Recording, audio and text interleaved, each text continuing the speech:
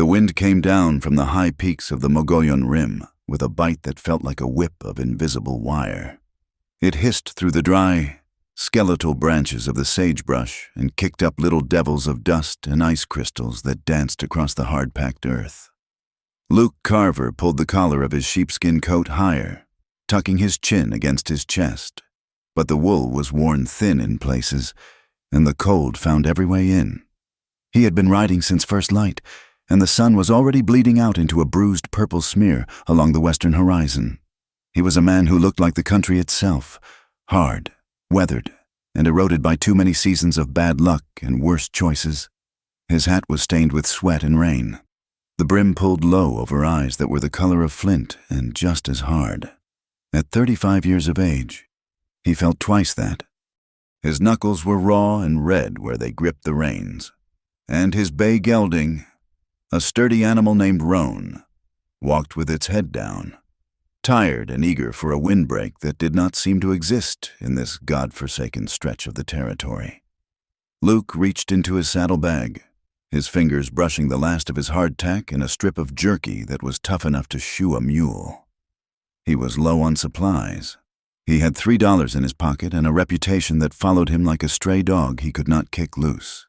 He had spent the last 2 years drifting between cattle outfits, branding mavericks and riding fence lines, but he never stayed long. Sooner or later, someone would talk. Someone would mention the scouting days. Someone would ask if it was true that he had ridden with Crook or Mackenzie, and if he had been there when the villages burned. The memory hit him then, unbidden and sharp as a knife thrust. He saw the smoke rising in thick, oily columns against a blue sky. He heard the screaming. It was not the screaming of warriors dying in battle, which a man could stomach, but the high, terrified wails of women and children running through the burning lodges while the soldiers fired with mechanical precision. He had been a scout then, paid $20 a month to find the trails, and he had told himself it was just a job. He had told himself he was keeping the peace, but the ghosts of those burning camps rode behind him now, darker than his shadow. He shook his head, physically trying to rattle the thought loose. He needed to focus on the trail. He was heading toward the mining camps near Silver City, hoping for work that did not require a man to have a clean conscience, just a strong back. The trail narrowed as it wound up into the foothills, the scrub brush giving way to ponderosa pines that cast long, blue shadows across the snow-dusted ground. The silence here was heavy, broken only by the crunch of hooves on frozen needles and the wind sighing in the upper branches. Suddenly, Roan threw his head up and shied violently to the left, nearly unseating Luke. Luke tightened his grip on the reins and spoke low and rough. "Easy," he said. "Easy now." The horse danced sideways, ears pinned flat against his skull, nostrils flaring. Luke reached down and slid his Winchester from the scabbard, his thumb resting instinctively on the hammer. He scanned the tree line, his heart kicking a slow, heavy rhythm against his ribs. It might be a mountain lion, or perhaps a bear roused from its den. But then he heard it. It was a sound that made the hair on the back of his neck stand up. It was a guttural, agonized snarl, human but stripped of all reason by pain, followed by the distinct, metallic clank of heavy chain hitting stone. Luke held the rifle steady. His instinct, honed by years of surviving in a land that wanted him dead, screamed at him to turn Roan around and ride.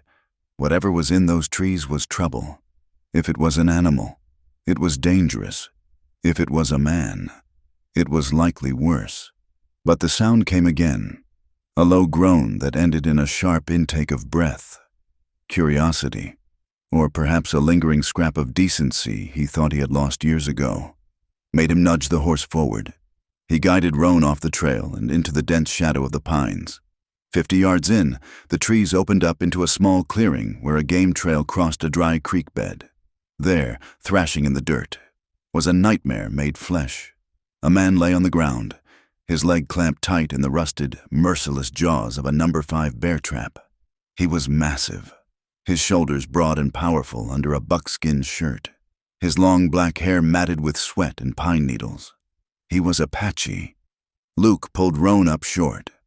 The warrior stopped thrashing the moment he saw the horseman.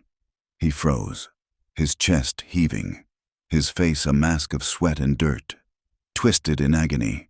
But his eyes were clear. They were black and burning with a rage so potent it seemed to heat the air between them. The Apache did not beg. He did not cry out for help. Instead, he reached down with a trembling hand to the sheath at his belt and drew a long, heavy knife. He rolled onto his side, putting himself between Luke and the trap, raising the blade in a shaking hand. He looked like a wolf that had been broken but was still ready to tear the throat out of anything that came close. Luke stared at him. The trap was chained to a heavy log, a cruel device set by fur trappers who did not care what they caught. The steel teeth had bitten deep into the warrior's calf. The snow around the leg was stained dark crimson. Luke looked at the knife, then at the man's face. He knew what this man was. This was the enemy. This was the terrifying shadow that haunted the nightmares of every settler and soldier in the territory. If Luke rode away, the cold and the wolves would finish the job before morning. The world would say it was one less savage to worry about. But Luke looked at the leg again. He saw the way the muscle jumped and quivered. He saw the white bone of the ankle exposed where the skin had torn. He felt a sick, heavy feeling in his gut. He had seen enough men die. He had seen enough bodies left to rot. He swore softly under his breath. "Don't you do anything stupid," Luke said aloud, his voice sounding flat in the cold air. The warrior snarled something in his own tongue, a harsh, guttural warning, and jabbed the knife at the air. Luke holstered the rifle but kept his hand near his revolver. He swung his leg over the saddle and dropped to the ground, his boots crunching in the snow.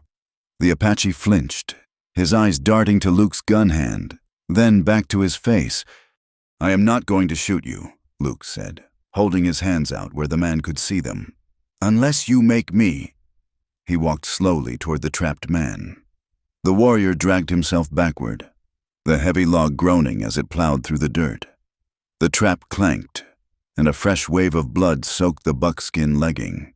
The warrior hissed through his teeth, his face going gray with shock. But he did not drop the knife. Luke stopped 10 feet away. He unslung his canteen and shook it. The sound of water sloshing inside made the warrior's eyes flicker. "Thirsty?" Luke asked. The man stared at him, suspicion warring with desperate need. Luke took a drink himself, wiping his mouth with his sleeve, then took a step closer and tossed the canteen. It landed in the dirt near the warrior's hand. The Apache watched him for a long moment, then snatched up the canteen. He struggled with the cap, his hands shaking, before tipping it back and draining half of it in greedy gulps. When he lowered it, the knife came right back up. Luke sighed. He reached into his coat pocket and pulled out the piece of jerky. He tore off a chunk and ate it, showing the man it was safe, then tossed the rest. The warrior ignored the meat. He was watching Luke's hands. "I can get that iron off your leg," Luke said, pointing to the trap. "But you have to put the knife down." The warrior did not understand the words, but he understood the gesture. He looked at the trap, then at Luke. He shook his head violently. Luke took a step forward. The warrior lunged, slashing the air inches from Luke's knee. Luke jumped back, his hand hovering over his colt. "Look," Luke said, his voice rising in frustration. "You stay in that, you die, freezing or bleeding. Take your pick. I am trying to help you." He looked around the clearing. The sun was gone now, dropped behind the peaks. The temperature was plummeting. If he was going to do this, it had to be now. He took off his heavy coat and tossed it onto the ground near the warrior. Then he unbuckled his gun belt. The warrior watched, confused, as Luke hung the holstered revolver on a low branch of a pine tree, well out of reach. "I am unarmed," Luke said. "You see?" He walked forward again. This time, the warrior did not slash. He watched Luke with the intensity of a hawk. His muscles coiled, but he allowed Luke to come within reach. Luke knelt in the snow. The smell of the man was strong. Sweat, wood smoke, and the copper tang of blood. Luke looked at the trap. It was a double-spring model, old and rusted. To open it, he would need leverage. The springs were incredibly stiff. He looked at the warrior. meeting his gaze. The eyes were dark and deep, full of intelligence and pain. "I am going to hurt you," Luke said quietly. No way around it. He moved to the trap. The warrior tensed, the knife hovering near Luke's throat. Luke ignored it. He placed his boots on the heavy steel springs on either side of the jaws. He grabbed the upper jaws with his gloved hands. "Ready?" Luke grunted. He put his entire weight onto the springs. They groaned, rust grinding against rust. The jaws barely moved. Luke gritted his teeth, sweat popping out on his forehead despite the cold. He pressed down with everything he had, straining until the veins in his neck stood out like cords. The springs gave, slowly, agonizingly. The jaws began to widen. The warrior let out a low, keening sound as the teeth pulled back from his torn flesh. The blood began to flow faster. "Pull your leg out," Luke shouted, gasping for breath. The warrior understood. He dragged his leg free, leaving a ruin of shredded leather and flesh behind. Luke held the trap open for another second, then stepped off the springs. The jaws slammed shut with a crack that sounded like a gunshot, snapping a dry stick that had fallen across the pan. Luke collapsed back into the snow, breathing hard. The warrior had dropped the knife. He was clutching his leg, his head thrown back, his chest heaving. Luke didn't give him time to go into shock. He scrambled up and went to Roan, grabbing his saddle blanket and a spare shirt from his bags. He ripped the shirt into strips. He found 2 straight, sturdy branches on the ground and snapped them to length. He knelt beside the warrior again. The bleeding was bad. "Hold still," Luke commanded. He worked quickly, packing the wound with the cleanest cloth he had, binding it tight to stop the flow. The warrior watched him, his face pale, sweat freezing on his brow. He did not make a sound as Luke set the splint and tied it off with strips of the saddle blanket. When it was done, Luke sat back on his heels. His hands were covered in the man's blood. He wiped them on the snow. "You are a lucky son of a bitch," Luke said. The warrior looked at his leg, then at Luke. He reached out and touched Luke's arm. It was a brief, hesitant contact. He spoke a single word in Apache, his voice raspy. Luke didn't know the word, but the tone was enough. He stood up and looked at the sky. It was turning a deep, indigo blue. The first stars were appearing. "We can't stay here," Luke said. "You'll freeze before midnight." He looked at the warrior's size. The man was nearly 6.5 feet tall and built like a darker version of the mountains themselves. Luke looked at Roan. The horse was strong, but this was going to be a load. "Up," Luke said, panting as he bent down and hooked his arm under the warrior's shoulder. It took 5 minutes of struggling, cursing, and slipping in the snow to get the man into the saddle. The warrior nearly passed out twice, his face going slack, but he held on to the pommel with a grip of iron. Luke took the reins. He looked at the trail ahead. Earlier in the afternoon, he had seen a thin wisp of smoke rising from a canyon to the east, maybe 4 miles away. It could be prospectors. It could be outlaws. But given the feathers tied into this man's hair and the moccasins on his feet, it was likely his people. Luke knew that walking into an Apache camp was a good way to get killed. He knew it with every instinct he possessed. But he looked at the man slumping in his saddle, blood dripping slowly onto the snow. He couldn't just dump him under a tree. Hell of a way to die. "Carver," he muttered to himself. He started walking, leading the horse through the darkening woods. The journey was a blur of exhaustion. The wind picked up, driving icy needles into Luke's exposed face. He had given his coat to the warrior, wrapping it around the man's shoulders. Luke walked in his vest and flannel shirt, his body numb, his feet stumbling on roots and rocks he couldn't see. Every shadow looked like an ambush. Every snap of a twig sounded like a bowstring.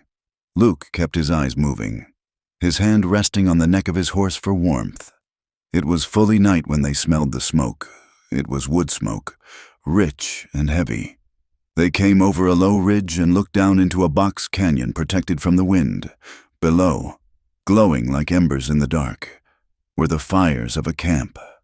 There were wickiups scattered among the boulders, blending into the land so well that a man might ride past within 50 yards and never see them. Luke hesitated. He could leave the man here. He could fire a shot in the air to attract attention and then run. But the warrior groaned, swaying dangerously in the saddle. He was slipping away. If he fell off now, he wouldn't get up.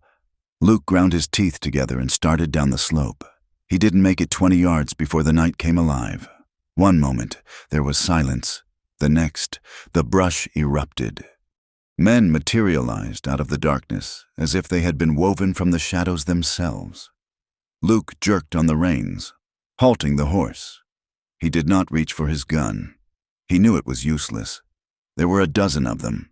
They were lean, hard men with paint on their faces and rifles in their hands. A bowstring creaked as it was drawn taut. Luke raised his hands slowly, showing his empty palms. "Don't shoot!" he called out, his voice cracking. "I have a wounded man." The warriors rushed him. Strong hands grabbed him, dragging him down from the horse's neck where he had been guiding it. He hit the ground hard. The wind knocked out of him. A rifle barrel was jammed into his cheek, pressing his head into the frozen dirt. He heard shouts, the rapid-fire exchange of the Apache tongue. He heard the horse whinny as they pulled the massive warrior from the saddle. He waited for the knife. He waited for the bullet. "Hold!" The voice was not loud, but it cut through the chaos like a blade. It carried the weight of absolute authority. The pressure of the rifle barrel eased slightly. Luke turned his head, spitting dirt. An older man was walking through the circle of warriors. He wore a heavy buffalo robe, and his hair was gray, hanging in 2 long braids wrapped in red cloth. His face was a map of deep lines and scars, but his eyes were sharp, intelligent, and unyielding. This was a man who had seen everything under the sun and feared none of it. This was Nantan. Even Luke, who had only heard the name in whispered rumors around army campfires, recognized the bearing of the chief. Nantan looked at the warrior being supported by 3 men. He saw the splint. He saw the white man's coat draped over his shoulders. He saw the blood. "Taza," the chief said softly. The wounded warrior lifted his head weakly. He spoke a few words, breathless and pained, pointing a trembling hand at Luke. Nantan turned his gaze to Luke. He studied him for a long, uncomfortable minute. He looked at Luke's hands, which were raised and shaking slightly from the cold. He looked at the blood on Luke's shirt, blood that belonged to his son. "Let him up," Nantan ordered in broken English. The warriors stepped back, though their weapons remained leveled at Luke's chest. Luke scrambled to his feet, shivering violently now that the adrenaline was fading and the cold was taking hold. "Why?" Nantan asked. He stepped closer, smelling of sage and old leather. "Why does a white man bring an Apache warrior home? Why is he not scalped and left for the buzzards?" Luke wrapped his arms around himself, trying to stop his teeth from chattering. "Found him," Luke stammered. "Bear trap. Up on the ridge. You freed him." Luke nodded. Couldn't leave him. Not like that." Nantan looked at the bandage on Taza's leg. He saw the torn strips of the white man's shirt. He looked back at Luke, his eyes narrowing. He saw the shabbiness of Luke's clothes, the hunger in the hollows of his cheeks, and the strange, haunted look in his eyes. "You are a fool," Nantan said, "or a brave man. It is hard to tell the difference." He gestured to his men. "Bring him to the fire. Take his weapons. If Taza dies, this man dies." Luke was marched into the center of the camp. They took his gun belt, his knife, and even the small pocket knife he kept in his vest. They pushed him down onto a buffalo robe near a large central fire. The heat hit him like a physical blow, painful on his frozen skin. He sat there, rubbing his hands together, watching as the camp reacted to the arrival. Women rushed out of the wickiups. A medicine man began shaking a rattle over Taza, who had been laid out on blankets near the fire. Luke felt eyes on him. He looked up. Standing across the fire was a young woman. She was tall, straight-backed, and wrapped in a blanket woven with geometric patterns of red and black. Her hair was loose, falling around her face like a dark curtain. Her face was striking, high cheekbones, a strong nose, and a mouth set in a grim line. But it was her eyes that pinned Luke to the spot. They were dark, shaped like almonds, and filled with a cold, pure hatred. She looked at him as if he were a disease that had walked into their sanctuary. She moved to Taza's side, pushing the men away, and began to inspect the wound herself. Her hands were gentle with her brother, but when she glanced back at Luke across the flames, her expression did not soften. She said something to Nantan, her voice sharp and accusatory. She pointed at Luke, then mimed a rifle. Luke understood enough. She recognized him, or she recognized his type. The drifter, the scout, the enemy. Nantan ignored her. He was watching the medicine man work. After a long time, the medicine man nodded and spoke to the chief. Taza would live. The leg was bad, but the bone was not shattered, and the bleeding had stopped. Nantan let out a breath he seemed to have been holding for hours. He turned to the fire and stared into the flames. The camp went quiet. The warriors, the women, the children, everyone watched the chief. Luke held his breath. He was alive, for now. He waited for them to tell him to go. He would take his horse and ride until the horse dropped. Nantan turned to Luke. "You gave him water?" Nantan asked. "Yes," Luke said. "You gave him your coat. It was cold. You carried him?" Luke nodded. Nantan stepped around the fire. He stood over Luke, looking down. "My son is the future of this tribe," Nantan said. "His life is the life of the people. You saved him when his own brother would have left him for fear of the spirits of the dead." Luke didn't know what to say. "I did what I had to." Nantan nodded slowly. "A debt is owed. A debt of life. It cannot be paid with horses. It cannot be paid with silver coins that the white man loves." He paused, looking at his daughter. She was standing up now, wiping blood from her hands. She looked at her father, her brow furrowing in confusion. Nantan raised his voice so the whole camp could hear. "The blood of this white man has mixed with the blood of my son on the bandages. He has bound himself to us, to balance the scales. He must become of us." Luke blinked. "What?" Nantan pointed a gnarled finger at the woman. "You will take my daughter, Ayana, as your wife. You will become my son by law. This is how the debt is paid." The silence that followed was absolute. Then, the camp erupted. Ayana looked as if she had been slapped. She stepped forward, her voice rising in a shriek of disbelief. "Father, no!" She unleashed a torrent of Apache, gesturing wildly at Luke, then at the scars on her own arms. She pointed to the south, where the reservation lay, and spat into the fire. Luke scrambled to his feet. "Now hold on a minute," he said, his voice rising in panic. "I didn't ask for anything. I don't want a reward. I just want my horse and I'll be gone." Nantan turned on him, his face hard as granite. "It is not a reward, white man," Nantan growled. "It is a bond. If you are family, you will not lead the soldiers to us. If you are family, you will fight for us. If you are family, my daughter's life is your life." "But I'm a drifter," Luke argued, backing away until he bumped into a warrior who shoved him back toward the fire. "I ain't husband material for anyone, let alone—" He looked at Ayana. She was shaking with rage. She turned to Luke, her eyes brimming with tears of fury. "I will not lie with a white dog." She hissed in perfect, accented English. "I would rather die." "Then you defy your chief?" Nantan asked softly. Ayana froze. She looked at her father, betrayal written on every line of her face. "You trade me like a horse," she whispered, "just like them. You are no better than the soldiers." Nantan's expression was pained, but he did not waver. "I secure your future. A lone woman has no protection in this world. A woman with a white husband. Perhaps she survives when the end comes." He waved his hand, dismissing the argument.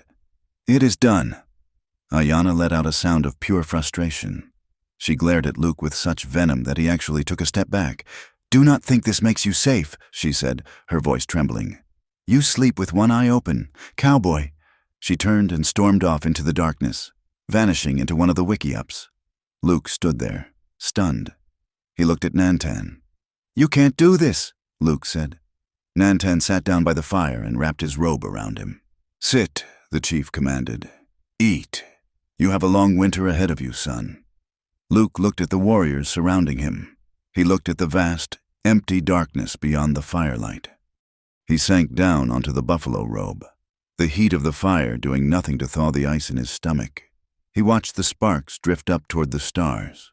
He had ridden out that morning a free man, a nobody. Now he was a prisoner, a savior, and a husband to a woman who wanted to kill him. He looked toward the tent where Ayanna had disappeared.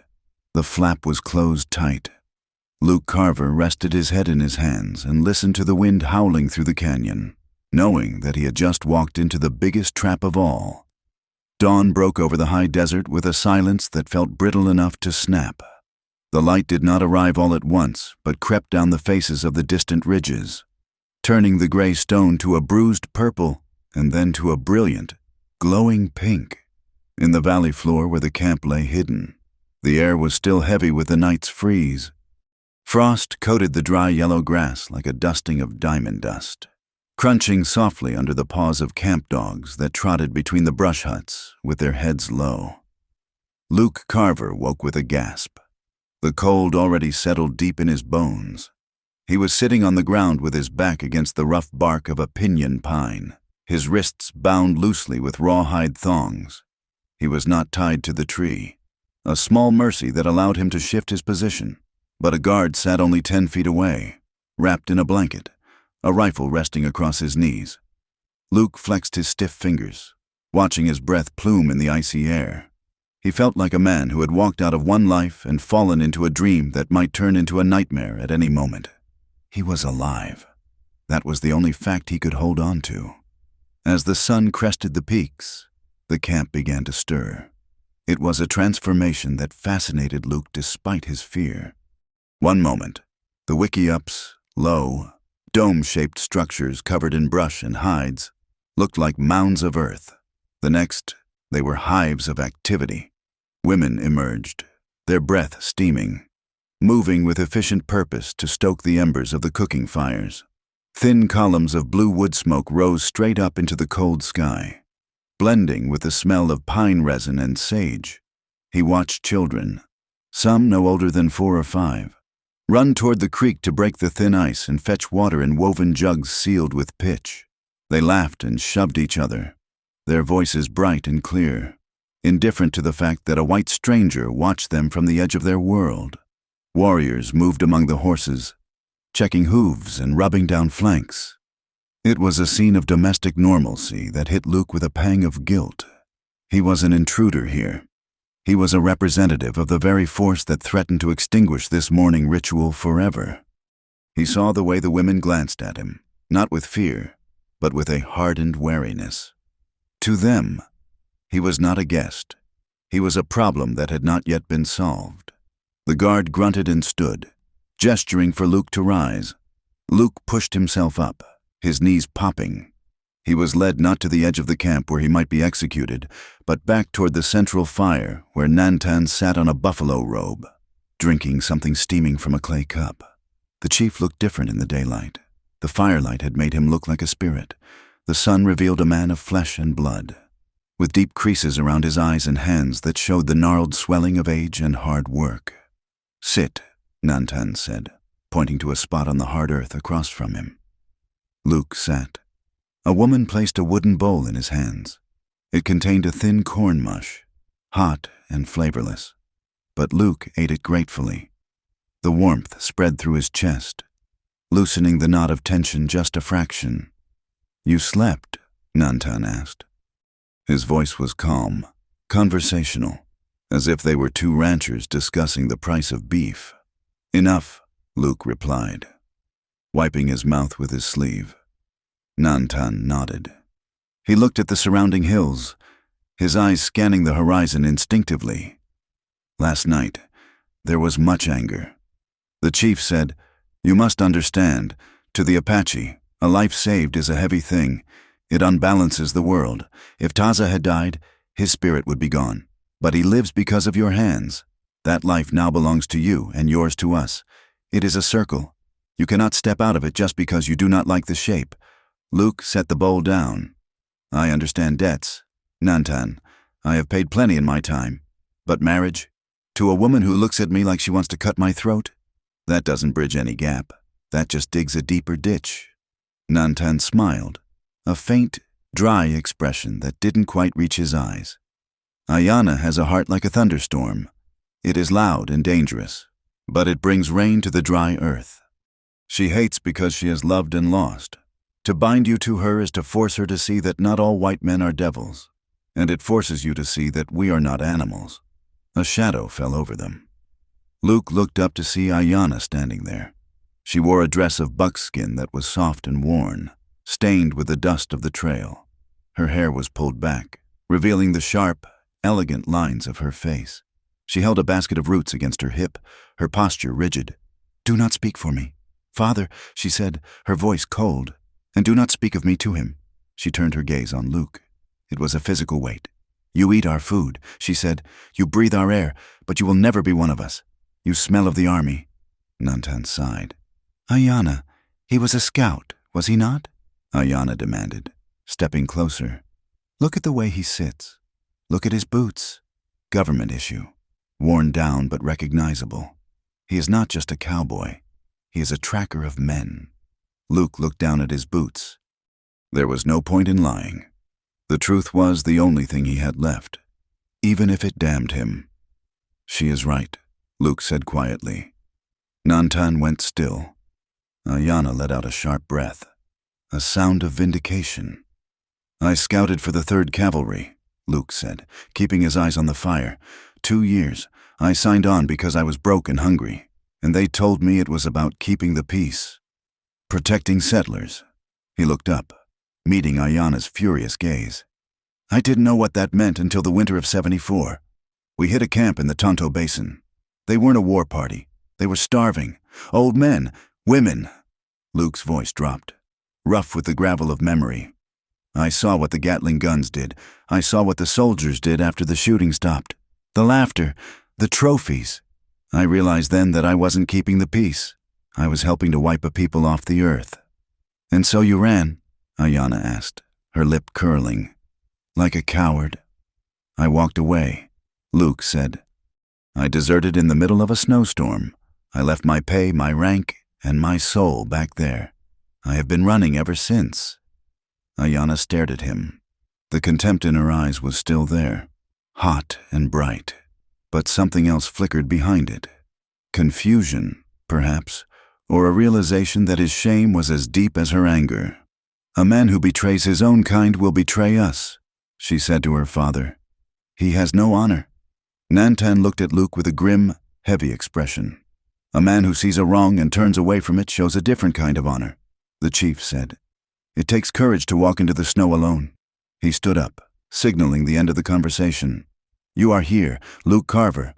You cannot go back to them. They will hang you as a deserter. You cannot leave us. My warriors will kill you. You are trapped in the middle." Nantan looked from Luke to his daughter. "Here are the terms. You will stay with us for 1 season. Through the winter. You will work. You will hunt. You will help us survive the cold and the soldiers. You will live as an Apache. If, when the snow melts and the grass is green, Ayana still refuses you, I will reconsider the bond." Ayana opened her mouth to argue, but Nantan raised a hand. "That is the word of the chief." She clamped her mouth shut, her jaw working furiously. She glared at Luke one last time, a promise of misery, and turned on her heel, marching away toward the creek. Luke let out a long breath. A season. 3 months of winter in a hostile camp with a woman who hated him and a chief who owned him. "I will stay," Luke said. "I don't have much choice." "Good," Nantan said. "Now, go see my son. He asks for you." Luke was escorted to a large wickiup near the edge of the circle. The air inside was thick with the smell of sage smoke and crushed juniper berries. Taza lay on a pile of furs, his massive frame taking up most of the space. His leg was propped up, rebandaged with clean cloth. 2 older women were tending to him, wiping his forehead with damp rags. They froze when Luke entered, moving their bodies between him and the injured man like protective bears. Taza grunted something in Apache, his voice weak but commanding. The women hesitated, then stepped back. though they watched Luke's hands closely. Luke knelt beside the warrior. Taza's face was gray with pain, sweat beading on his upper lip, but his eyes were clear. "How is it?" Luke asked, gesturing to the leg. Taza grimaced. "It burns, like fire ants." Luke reached out and gently lifted the edge of the blanket. The swelling was bad, but the color of the flesh wasn't the black of rot. Not yet. He checked the splint he had made. It was holding, but the binding needed tightening. "I need to adjust this," Luke said, miming the motion. Taza nodded. Luke worked quickly. His hands felt clumsy and large under the scrutiny of the women. He tightened the rawhide strips, checking the circulation. Taza hissed through his teeth, his hand gripping the furs until his knuckles turned white. But he didn't cry out. When Luke was finished, he sat back. "You are strong," Luke said. "You'll keep the leg if the fever stays down." Taza looked at him. He pointed a finger at Luke's chest. "Father says, you marry sister." Luke rubbed the back of his neck. "That's the idea. She isn't too keen on it." Taza made a sound that might have been a laugh or a cough. "Ayana is sharp rock. Cut you if you hold too tight." He leaned his head back. "Exhausted. You stay. No one hurts you. I say this." Luke nodded. "Thanks." "Taza." He left the tent feeling a strange weight settle on his shoulders. He had a protector, of sorts. But protection wasn't acceptance. The days began to blur into a rhythm of survival. Luke was put to work. He chopped wood until his blisters broke and calloused over. He carried water. He scraped hides until his arms burned. He was given a corner of a wickiup belonging to an old woman named Che, who had lost her sons to the war and seemed to view Luke as a strange, hairless pet that needed feeding. He began to learn the language. It started with Che pointing at things and waiting. "Two," she would say, holding out a water gourd. "Two," Luke would repeat. She would cackle at his pronunciation, her toothless mouth wide, and correct him. A young boy, no more than 7, began to shadow him. He was shy, hiding behind bushes, but eventually curiosity won out. He would point to a horse and whisper, "Loon, loon," Luke would say. The boy would giggle and cover his mouth. "Lil-Lee," he would correct. "Lil-Lee." Luke would smile. "Il-Lee." It was a small thing, this exchange of words, but it made the hostility of the rest of the camp bearable. However, whenever Ayana was near, the temperature seemed to drop.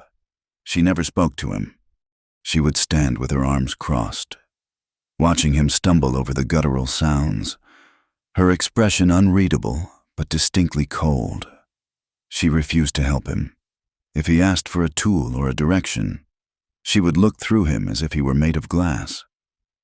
2 weeks into his captivity, the rhythm broke. It was mid-afternoon. The sun was high and pale. Luke was repairing a corral fence when a whistle pierced the air, sharp, 3 short blasts. The camp exploded into motion. It wasn't the domestic bustle of morning. This was panic controlled by drill-like discipline. Mothers grabbed children. Warriors grabbed rifles. Luke stood up, scanning the ridge. He saw the scout riding down, his horse lathered. He spoke rapidly to Nantan. Luke moved toward the chief. A warrior stepped in his way, a knife drawn. Luke pushed past him, ignoring the blade. "Soldiers?" Luke asked Nantan. Nantan looked at him, his face grim. "A patrol, 10 miles east, coming fast." Luke looked at the terrain. The camp was in a depression, hidden from casual view, but if they were sweeping the grid, they would find it. "How many?" Luke asked. 2 score, the scout said in Apache. 40 men, Nantan translated. "They are looking for water," Luke said instantly. His mind shifted back to his army days. He saw the map in his head. If they are 10 miles east, they are coming from the fort. They will stick to the low ground where the washes are. They won't ride the ridges in this wind. He pointed to the north. They will swing wide around the black rocks to avoid the scree. If you run south, you will run right into their flank. Nantan studied him. "You are sure?" "I know the captain who runs patrols in this sector," Luke said. "Captain Harlan, he likes flat ground. He hates losing horses to broken legs. If you want to vanish, you have to go up, into the rocks where the horses can barely walk." Nantan hesitated for a heartbeat. Then he turned to his sub-chiefs. Strike the camp. We go to the high canyon. The evacuation was a miracle of speed. Within 20 minutes, the wiki-ups were dismantled. The poles dragged behind horses. The fires were doused and buried. Brush was swept over the tracks. Luke was given a horse, an old, sway-backed mare, but no weapon. He rode near the rear of the column. As they climbed the steep, rocky trail leading into the mountains, the wind began to howl. It was a brutal ascent. Horses scrambled for footing on the shale. Luke found himself riding beside Ayanna.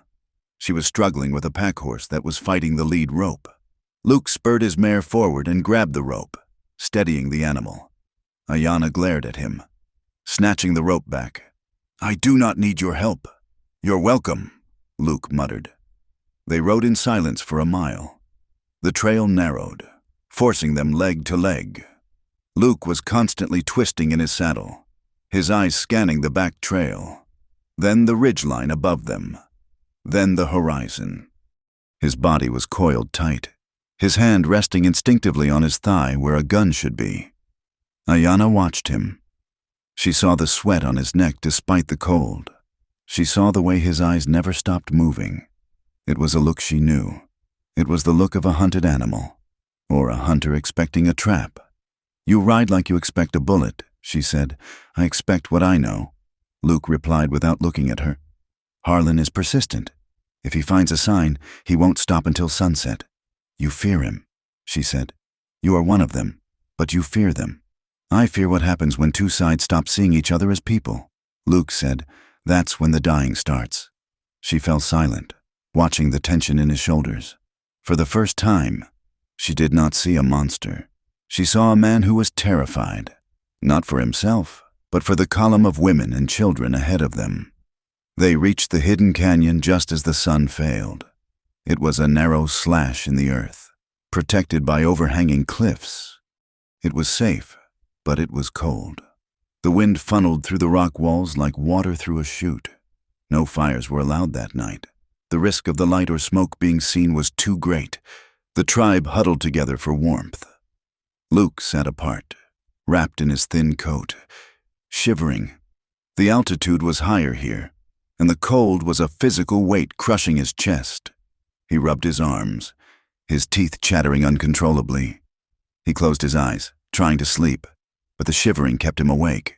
He heard soft footsteps. He didn't open his eyes, expecting a guard to check his bonds. Something heavy dropped onto the ground beside him. Then, the warmth of a small, shielded fire flared to life. Luke opened his eyes. Ayanna was kneeling there, arranging a small pile of dry wood in a hollow of the rocks where the glow wouldn't be seen from below. She struck a flint and blew on the tinder. "What are you doing?" Luke asked, his voice shaking. She didn't look at him. "If you freeze to death, my father will say I failed my duty, and you are too heavy to carry back down the mountain." She fed the fire until it was a steady, warm presence. Then she sat back on her heels, wrapping her blanket tight around her. Luke held his hands out to the heat. It felt like salvation. "Thank you," he said. She stared into the small flames. "Why did you really leave the army?" she asked suddenly. Luke hesitated. He looked at the fire, seeing the faces of the past in the embers. "Because I was tired of being part of the lie," he said. "They told us we were bringing civilization, but I looked around and saw we were just bringing death. I couldn't wash the blood off my hands anymore." "You think leaving washes it off?" she asked, her voice hard. "You think because you do not wear the blue coat, you are innocent? My mother died because of men like you. My brother walks with a limp because of men like you." "I know," Luke said, "and I can't fix that. I can't bring them back." "Then what good are you?" she whispered. "I don't know," Luke admitted. "But I'm here, and today, I helped you run, I helped you hide." He looked at her across the fire. The flames illuminated the sharp angles of her face, the darkness of her eyes. "I can't undo the past, Ayanna, but I can choose who I stand with now. And right now, I'm standing with you, whether you want me to or not." Ayanna looked at him for a long moment. The silence stretched between them, heavy with unspoken grief. She didn't offer forgiveness. She didn't smile. But she didn't leave. She reached out and added another stick to the fire. "Keep the fire small," she said, "and do not let it die." She stood up and walked away into the darkness, leaving Luke alone with the warmth she had given him. 3 days later, the winter arrived in earnest. It wasn't just a cold front. It was a storm that buried the high country in 3 feet of white powder. The canyon became a prison. The wind howled for 2 days straight, piling drifts against the canyon walls. When the sky finally cleared, the world was blindingly white and deadly silent. The food stores, already low from the hasty retreat, began to run out. The dried meat was gone. The corn was running low. Hunger settled over the camp. It was a dull, gnawing ache in the belly. Luke saw it in the eyes of the children, who stopped playing and sat listlessly by the fires. A council was held. The hunters had to go out. It was dangerous, the snow was deep, and the animals would be yarded up in the dense timber, hard to reach. Luke stood up from his place at the edge of the circle. "I'll go," he said. Nantan looked at him. "You have no snowshoes. You have no weapon. I can make snowshoes," Luke said. "Willow branches and rawhide, and I can track Taza," who was leaning on a crutch, his legs stiff but healing. "Spoke up. He has good eyes. Father, I will take him." "You cannot walk the deep snow, Taza," Nantan argued. "I can ride to the lower ridge," Taza said. "The white man will flush the game. We will shoot." Nantan hesitated, then nodded.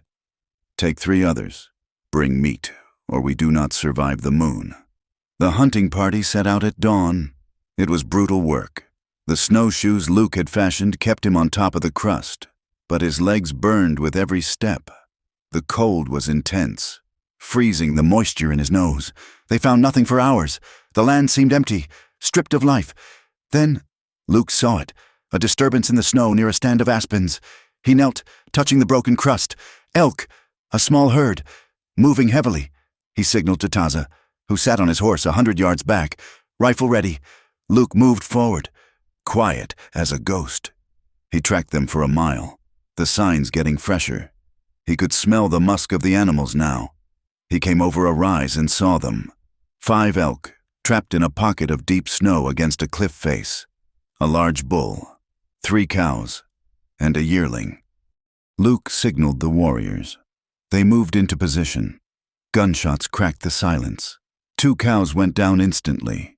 The bull panicked. It turned, thrashing through the drifts, its eyes rolling in terror. It charged directly toward a young warrior named Che, who had missed his shot and was fumbling to reload. The snow was too deep for Che to run. The bull, 700 pounds of muscle and antler, lowered its head to crush him. Luke didn't think. He didn't have a gun. He had a knife at his belt, one Taza had returned to him for the hunt. He lunged. He threw himself off the small ridge, tackling the snowbank in front of the bull. He shouted, waving his arms. A frantic, human explosion of noise. The bull swerved. It was a fraction of a second, but it was enough.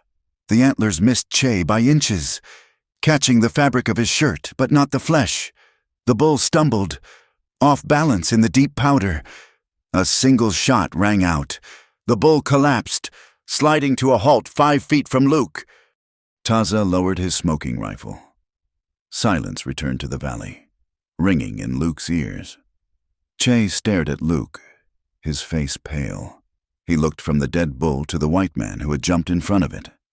Luke pulled himself out of the snow, brushing the powder from his coat. He was shaking, the adrenaline crash hitting him hard. "You are crazy." "White man," Taza called out, a grin splitting his face. Luke managed a weak smile. "I prefer distraction." They butchered the animals where they fell, quartering the meat to carry it back. It was a bloody, messy business. But to Luke, the smell of raw meat was the smell of life. They returned to the camp at dusk, the horses laden with meat. A cry of joy went up from the people. Luke spent the evening by the fire, helping to skin the bull elk. His hands were raw and red from the cold and the blood, his knife moving with practiced, rhythmic strokes. He was exhausted, every muscle screaming. but he felt a strange sense of satisfaction. He had provided. He had earned his keep. He felt a pair of eyes on him. He looked up. Ayanna was standing a few feet away. She wasn't looking at the meat. She was looking at him. She watched the way his hands moved, sure and steady despite the cold. She saw the blood on his clothes, the exhaustion in the slump of his shoulders. She had heard the story from Che. She knew he had thrown himself in front of the bull. She remembered his words by the fire. "I choose who I stand with now." For the first time, the wall of hatred she had built brick by brick around her heart felt a tremor. It wasn't gone. It wasn't even crumbling yet. But there was a crack, a hairline fracture where the light was getting in. She saw a man who was freezing, starving, and working himself to the bone for people who despised him. She stepped forward, holding a small gourd of warm tallow and herbs, salve for chapped hands. She placed it on the rock beside him. She didn't speak, she didn't smile. She simply set it down and walked away. Luke watched her go. He reached out and touched the gourd. It was warm. He looked up at the stars, bright and hard above the canyon walls.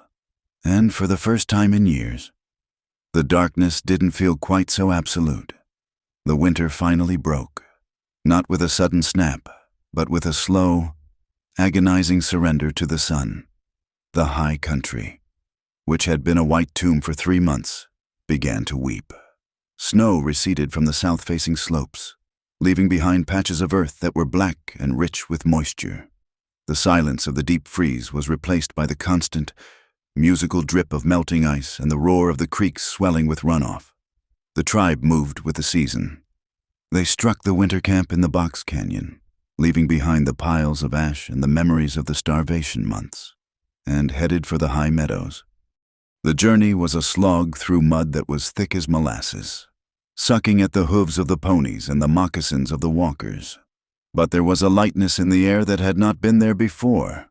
The scent of pine resin grew stronger in the warming days, and in the shelter of the rocks, tiny purple wildflowers began to push their heads up through the wet soil. Luke Carver rode near the front of the column, a position that would have been unthinkable 3 months ago. He sat on roan, his bay gelding having regained some flesh with the new spring grass. Across his saddle lay a Winchester rifle.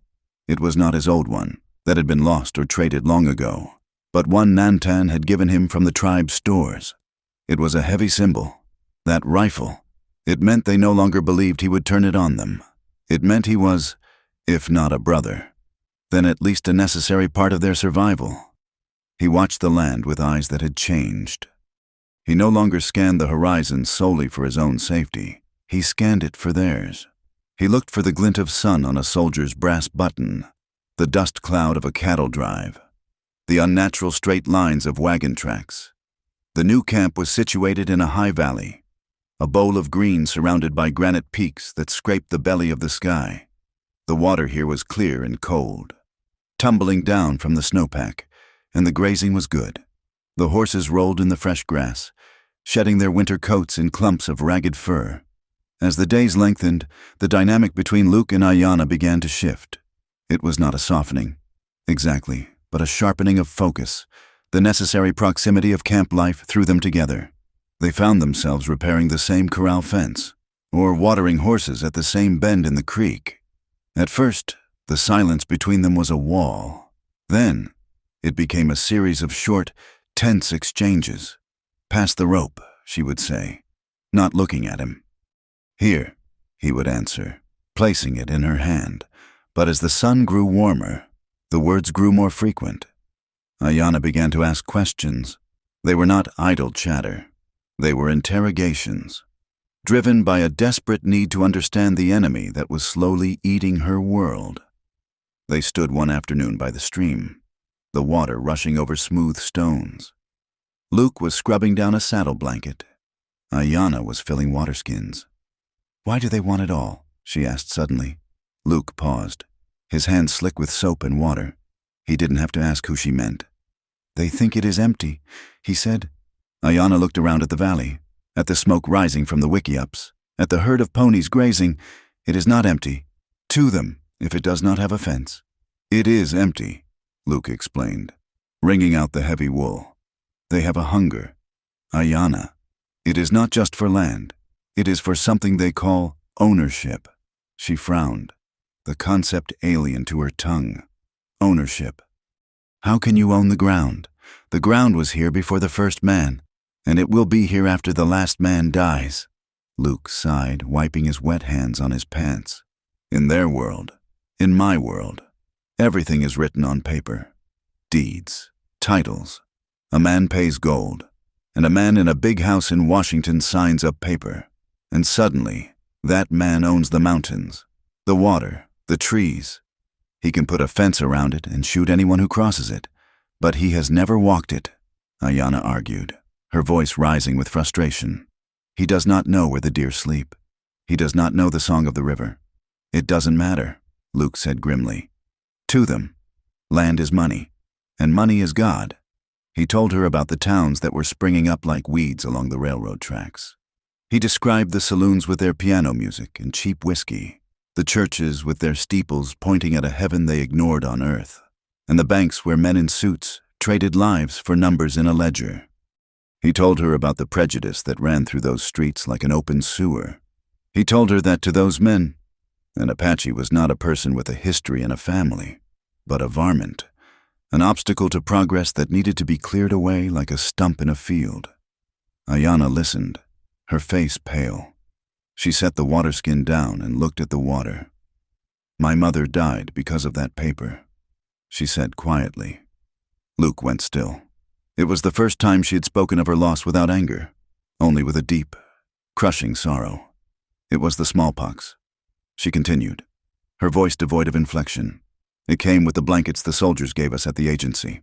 They said it was a gift, a peace offering. My mother wrapped my little sister in one. They were both gone within a week. She looked up at Luke, her eyes dry but burning. My brother, the one before Taza. He tried to take a horse back from a rancher who had built a house on our summer hunting grounds. The rancher shot him in the back. The rancher said my brother was a thief. But how can you steal from a thief? Luke felt the weight of her grief like a stone on his chest. He wanted to reach out to her, to offer some comfort, but the distance between them felt like a canyon filled with ghosts. I am sorry, he said, the words feeling inadequate and small. Sorry does not bring them back, she said. She picked up the heavy water skin and swung it onto her shoulder. She looked at him, and for a moment, the hatred was gone, replaced by a terrible, weary understanding. You are a white man, Luke Carver, but you have the eyes of someone who has lost things too. She turned and walked back toward the camp, leaving him standing by the rushing water, the sound of the creek, unable to drown out the echo of her pain. The fragile peace of the valley was shattered a week later. It was late afternoon. The sun was dipping toward the western peaks, casting long, golden shadows across the grass. Luke was near the entrance of the valley, checking the snares he had set for rabbits. He was alone, a mile from the main camp. He heard the sound of hooves before he saw them. It was a heavy, clumsy sound, not the rhythmic gait of Apache riders. He moved quickly, scrambling up a rocky outcrop to get a view of the trail below. 5 riders were coming up the draw. They were white men, dusty and trail-worn. They rode with the loose, swaying posture of men who had been drinking from a jug since breakfast. They were laughing, their voices loud and jarring in the quiet air. Luke recognized the type instantly. Drifters, hands from some outfit looking for strays, or maybe just trouble. If they crested the rise, they would see the smoke of the Apache camp. They would see the horses, and they would ride back to town with a story that would bring the cavalry down within 2 days. Luke didn't hesitate. He couldn't let them reach the crest. He checked his rifle, then slid it into the scabbard on his back. He didn't want to start a shooting war if he didn't have to. He pulled his hat low, rubbed dirt on his face to mask the relative cleanliness of his shave, and spurred roan down the slope, intercepting them on the trail. He came around a bend and pulled up, blocking the path. The 5 riders reined in, surprised. Their hands drifted to their guns, but they didn't draw. Well now, the lead rider said. He was a man with a broken nose and a beard stained with tobacco juice. Who might you be? "Just passing through," Luke said, keeping his voice flat and bored. He let his hand rest casually on his thigh. Near the old Colt revolver Nantan had returned to him. "You're a long way from nowhere." "Friend," the rider said, eyeing Luke's horse. "Lost a mule." Luke lied smoothly. "Wandered off 2 days ago. You boys see a sway-backed mule with a crooked ear?" The riders laughed. "We ain't seen nothing but rocks and lizards," one of them shouted. The leader didn't laugh. He squinted at Luke. "You look familiar. I see you in Tucson." "Maybe," Luke said. "I move around." The leader spat a stream of brown juice onto the dust near Roan's hooves. "You got the look of a man who rides the grub line. Or maybe you're one of them squaw lovers I hear about. Living up here in the rocks?" Luke felt a muscle in his jaw jump. He forced himself to smile, a cold, thin expression. "I ride for myself," he said, "and I don't care much for company." The leader chuckled. He nudged his horse forward, crowding Luke. "You smell like smoke. Friend, Indian smoke. I camped in a canyon last night," Luke said, not giving an inch. "The wind blows where it wants." The riders circled him. They were drunk, dangerous, and looking for a fight. They began to throw insults, testing him. They called him filth. They called him a traitor to his race. They described in graphic, vile detail what they would do to an Apache woman if they caught one. Luke sat on his horse, taking it. Every word was a lash. Every instinct in his body screamed at him to draw and fire. He could drop 3 of them before they cleared leather. But the gunshots would alert the camp, and if any of these men escaped, the secret was out. So he sat there. He let them mock him. He let them call him a coward. He let them laugh at his worn coat and his silent endurance. From high up on the ridge, hidden behind a cluster of boulders, Ayanna watched. She had been hunting when she heard the voices. She had her bow drawn. The arrow knocked. She had a clear shot at the leader's chest, but she didn't loose the arrow. She watched Luke. She saw the way his hand hovered over his gun, trembling with the effort of restraint. She saw the whiteness of his knuckles. She heard the words the white men threw at him, words she understood enough of to know they were poison. She realized with a jolt that shocked her to her core. He was taking this for them. He was swallowing his pride, his honor, and his rage to keep the soldiers away from her father, from the children, from her. He was letting himself be small so they could be safe. The leader of the Cowboys finally got bored. He realized Luke wasn't going to fight. "You ain't worth the bullet," the man sneered. "Come on, boys. Let's find us some beef that ain't so tough." They turned their horses, but as they rode off, the last rider paused. He looked at the ground. "Hey, boss," he called out. "Look here, unshod pony tracks. Fresh." The leader looked back, his eyes narrowing. Luke's hand tightened on his reins. If they followed the tracks, he would have to kill them. All of them. "Old tracks," Luke said, his voice hard as iron. "From the rain last week." The rider hesitated, looking at Luke, then at the tracks. The leader spat again. "Let it be. I need a drink more than I need a scalp." They rode off down the valley, their laughter fading into the distance. Luke sat on his horse for a long time, watching them go.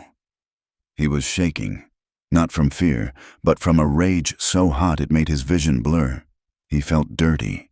He felt hollowed out. He turned to Roan and rode back toward the camp, unaware that Ayanna was shadowing him from the ridge, her bow lowered, her face a mask of confusion. When he reached the camp, the sun was down. He dismounted near the corral, his movements stiff. Ayanna was waiting for him. She stepped out of the shadows. "You let them go," she said. Luke didn't look at her. He began to unsaddle Roan, jerking the cinch strap loose with unnecessary force. "I got rid of them," he said shortly. "They saw the tracks," Ayanna said, her voice rising. "They will talk. They will tell the soldiers. You should have killed them." Luke spun around. The saddle hit the ground with a heavy thud. "And then what?" he shouted. "Then 5 men don't come back to town? Then the search parties start? Then they come looking for bodies and find us? You are a warrior," she yelled back, stepping into his space. "A warrior does not let men speak to him like that. I heard them. I heard what they called you. You heard?" Luke laughed, a bitter, jagged sound. Then you know what I am to them. I am trash. I am a traitor." He paced away from her, then turned back, his chest heaving. "I stood there and let them spit on me to keep your camp safe. Ayanna, I ate their dirt so you wouldn't have to bury your father. You bring their trouble with you," she accused, though her voice wavered. "Everywhere you go, the white world follows." "Because I can't cut it out of me," Luke roared. The camp had gone silent. People were watching from the fires. Luke didn't care. "I am not one of them anymore," he said, his voice dropping to a desperate rasp. "They hate me, but I am not one of you either. I am nothing. I am just a man standing in the middle getting shot at from both sides." He looked at her, his eyes raw with pain. "I have nowhere. Ayanna, nowhere." He turned and walked away into the deepening twilight, heading toward the high rocks away from the fires. Ayanna stood there, the anger draining out of her, leaving behind a hollow ache she didn't know how to name. That night, the sky broke open. It started with a low rumble that shook the ground, followed by a crack of thunder that sounded like the mountains splitting apart. The rain came down in sheets, cold and violent. Luke was up in the rocks, trying to secure a string of horses that had been picketed in a narrow ravine. The animals were terrified, pulling at their ropes, their eyes rolling white in the darkness. He was soaked to the bone in seconds. The temperature plummeted. He slipped on the wet stone, barking his shin, cursing into the wind. He struggled with a frightened mare, trying to calm her as lightning flashed, illuminating the world in stark, blue-white strobe lights. "Need help." He turned. Ayanna was there. She had thrown a heavy wool blanket over her head, but it was already soaked. She grabbed the mare's lead rope, her hands sure and strong. Together, they wrestled the horses into a semblance of order, tying them securely to the scrub oaks. The rain intensified, turning into hail that stung like buckshot. "Here!" Ayanna yelled over the roar of the storm. She grabbed Luke's sleeve and pulled him toward a dark slash in the cliff face. It was a shallow overhang, barely deep enough for two people, but it was dry. They scrambled inside, collapsing against the back wall of rock. The space was tiny. They were forced to sit shoulder to shoulder, their knees touching. Outside, the world was a chaotic fury of water and noise. Inside, the air was cold and damp, smelling of wet stone and ozone. Luke shivered violently. His shirt was plastered to his skin. Ayanna wasn't much better off. Her buckskin dress was soaked, clinging to her frame. She opened the heavy blanket she had brought and threw half of it over him. "Share warmth," she said, her teeth chattering, "or we die." Luke didn't argue. He pulled the blanket tight around them. They sat huddled together, creating a small pocket of heat in the freezing night. Luke could feel the trembling of her body against his. He could smell the scent of rain and wood smoke in her hair. He felt a sudden, overwhelming awareness of her, not as a symbol, not as a duty, but as a woman. He turned his head. In the dim light, he saw she was looking at him. Her eyes were wide, dark pools reflecting the lightning flashes. "Why did you come up here?" he asked softly. I checked the horses," she stammered. "Liar," Luke whispered. She looked down at her hands. "You were right," she said, her voice barely audible over the rain. "You are not nothing. You." Luke watched her profile. The anger of the afternoon had burned itself out, leaving something raw and exposed. "When I look at you," Luke said, the words tumbling out before he could check them, "I don't see an enemy. I haven't for a long time." Ayanna went still. "What do you see?" Luke swallowed hard. "I see a woman who scares the hell out of me." "Why?" she asked, looking up at him. "Because I want you," he said. "More than I should, more than is safe." Ayanna's breath hitched. She didn't pull away. "I want to trust you," she whispered. "But I am afraid." "Of what? Of betraying them?" she said, gesturing to the camp below. "Every story I know ends with the white man taking what he wants and leaving ash behind. If I let you in, if I let myself want this, and you leave, I'm not going anywhere," Luke said. He shifted his hand under the blanket. his fingers brushing hers. Her skin was cold, but her palm was warm. She didn't withdraw. She turned her hand over, interlacing her fingers with his. The grip was tight, desperate. The air between them seemed to charge with electricity, mirroring the storm outside. The physical contact was a shock, grounding and terrifying all at once. Ayanna looked at his mouth. Then she looked into his eyes. She was trembling. Not from the cold now. Luke leaned in slowly. He gave her every second to stop him. He gave her a dozen chances to turn away. She didn't. She lifted her chin, her eyes closing. When their lips met, it wasn't smooth. It was a collision. It was hesitant, clumsy, with cold lips and chattering teeth. But then the heat took over. Ayanna made a small sound in her throat and gripped the front of his wet shirt, pulling him closer. Luke wrapped his arm around her, holding her as if the wind might snatch her away. The kiss deepened, becoming fierce and hungry. It was the release of months of fear, anger, and proximity. It was a claiming. For a minute, the storm didn't exist.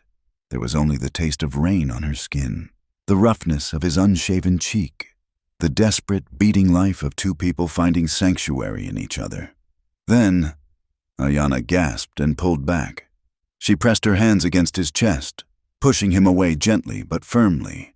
Her chest was heaving. Her eyes were wide with shock. "No," she whispered. Luke froze. He didn't try to pull her back. "I'm sorry. I shouldn't have." "No," she said again, shaking her head. "Not like this. Not in secret." She took a ragged breath, wiping her mouth with the back of her hand. "I will not be a stolen thing. Luke, I will not be a woman you take in the dark and hide in the daylight. If we are to be—" She couldn't finish the sentence. "I understand," Luke said, his voice rough. "It cannot happen again," she said, her voice gaining strength. "Not until my father sees, not until the danger is past. Not until you can stand before the tribe and say it without shame." Luke nodded. He felt a dull ache in his chest, a mixture of rejection and profound respect. "I can wait," he said. Ayanna looked at him, her gaze softening. She reached out and touched his cheek, her thumb tracing the line of his jaw. "Do not make me wait too long. Cowboy," she whispered. They sat the rest of the night in silence, huddled under the blanket, listening to the rain slow and stop.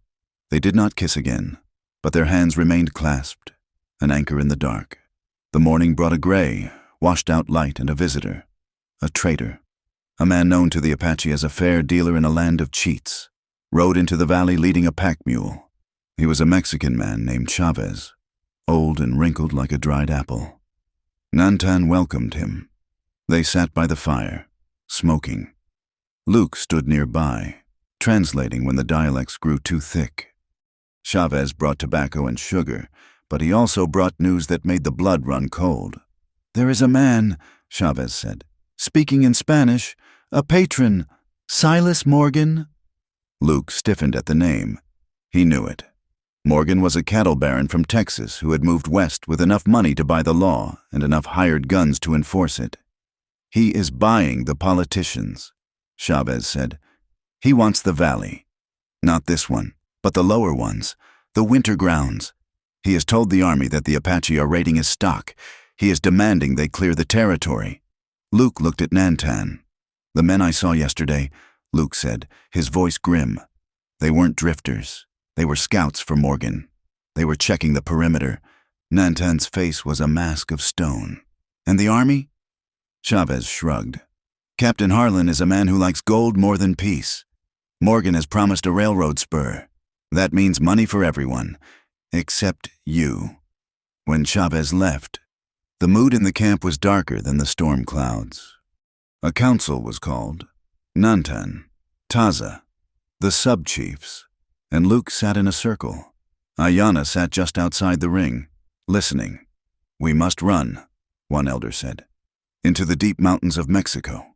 We will starve there," Taza argued, slapping his bad leg. "And the Mexicans will hunt us too. We should fight, make them bleed for every inch. They have Gatling guns." Luke said quietly. And cannons. If you fight them head-on, Taza, you will die. All of you. Then what? Taza demanded, turning on Luke. You are the white man. How do we beat a man who buys the world? Luke looked at the circle of faces. He felt the weight of their survival on his back. Morgan is a businessman, Luke said. He doesn't want a war. War is expensive. He wants a slaughter. He wants you gone quietly. Luke looked up and met Ayana's eyes across the circle. He remembered the kiss in the cave. He remembered the promise he had made. We don't run, Luke said, and we don't attack. Not yet. We prepare. If Morgan wants this land, we make it too expensive for him to take. Nantan watched Luke closely. You speak as if you are leading this war. Luke Carver. Luke looked at the chief. I am not leading it, Nantan, but I know how they think. And if you want to save your daughter, and your people, you need someone who knows the enemy. Nantan nodded slowly. Then we listen. As the council broke up and the tribe began to prepare for a siege they couldn't yet see, Luke walked toward the horses. He passed Ayana. They didn't stop. They didn't touch. But the air between them was thick enough to choke on. The unspoken desire, the memory of the storm, and the looming threat bound them together tighter than any marriage vow. Trouble is coming, Luke murmured as he passed her. I know, she replied, her voice steady. But we are not alone this time. She walked on, her head high, and Luke watched her go, knowing that he would burn the whole world down before he let Silas Morgan touch a hair on her head. Summer fell upon the territory like a heavy iron hammer heated in a forge. The high meadows, which only weeks before had been lush with spring grass and wildflowers, began to yellow and brittle under the relentless assault of the sun. The sky was a bleached dome of white-hot light, devoid of clouds, where vultures circled in lazy, patient spirals, waiting for the land to give up its dead. In the Apache camp, the heat brought a suffocating tension. The creek, once a roaring torrent of snowmelt, had dwindled to a sluggish ribbon of brown water that barely covered the stones. Dust hung in the air, a fine grit that coated everything, skin, food, weapons, and rose in choking clouds with every hoofstep of the ponies. The tribe was on edge. Game had moved higher into the timber to escape the flies and the heat, making hunting difficult. But the greater threat was not the hunger. It was the encroaching circle of iron and lead. Patrols were seen almost daily now, lines of blue-coated soldiers riding along the ridge lines, their sabers glinting like mirrors. And worse were the riders who did not wear uniforms, the hard-eyed men who worked for Silas Morgan, scouting the canyons, searching for the holdout band that stood in the way of the cattle baron's ambition. Luke Carver wiped sweat from his eyes as he saddled Roan. The leather was hot to the touch. Beside him, Nantan adjusted the girth on his paint pony. The chief looked older in the harsh light, the lines of his face carved deep like dry riverbeds. But his back was straight. We go unarmed? Luke asked, though he knew the answer. We go to talk, Nantan said. If we carry rifles into the town, we do not talk, we die. They were riding to Fort Verde, the nearest settlement where Captain Harlan maintained his headquarters. It was a desperate gamble. Nantan hoped that a direct appeal to the Army's honor might buy them time, or a guaranteed sanctuary. Luke knew better, but he also knew that without an attempt at diplomacy, the end would be bloody and absolute. I will ride with you, a voice said. They turned. Ayana stood there, holding the reins of her mare. She wore a wide-brimmed straw hat she had traded for, pulled low to shade her eyes. No, Nantan said. It is too dangerous. If you do not return, Ayana said, her voice flat and hard. Who will tell the people what happened? I will not sit here and wait for a riderless horse. I will watch from the ridge. I will see what truth the white man speaks. Nantan looked at Luke. Luke nodded slightly. He knew there was no stopping her. Stay back, Luke warned her. Out of sight. If things go wrong, you turn and ride. You don't look back. They rode out in silence, a grim procession of three moving through the shimmering heat waves. The town of Verde was a scar on the desert floor, a collection of adobe buildings and rough-hewn timber shacks huddled around the dusty parade grounds of the military outpost. As Luke and Nantan rode down the main street, the noise of the town, the clang of a blacksmith's hammer, the shout of a mule skinner, the tinny piano from a saloon seemed to falter and die. People stopped in the street. Men stepped out of the shade of overhangs, their hands drifting to their belts. Women pulled children behind their skirts. The hostility was a physical weight, pressing against Luke's chest. He felt the sting of their eyes. He saw the shopkeeper in a stained apron spit onto the boardwalk as they passed. He heard the whispers, loud enough to be meant for his ears. Look at him, traitor, red-loving trash. Should string him up right next to the savage. Luke kept his eyes forward, staring between Roan's ears. He felt a burning shame, not for himself, but for the hatred that radiated from his own people. He felt more foreign here, on this street lined with English signs and American flags, than he did in the wickiup of the Apache. Ayanna had pulled off the road a half-mile back, tying her horse in a stand of mesquite and creeping forward on foot to the rear of the command post. She found a spot behind a stack of crates near the back door, where a window was propped open to catch the faint breeze.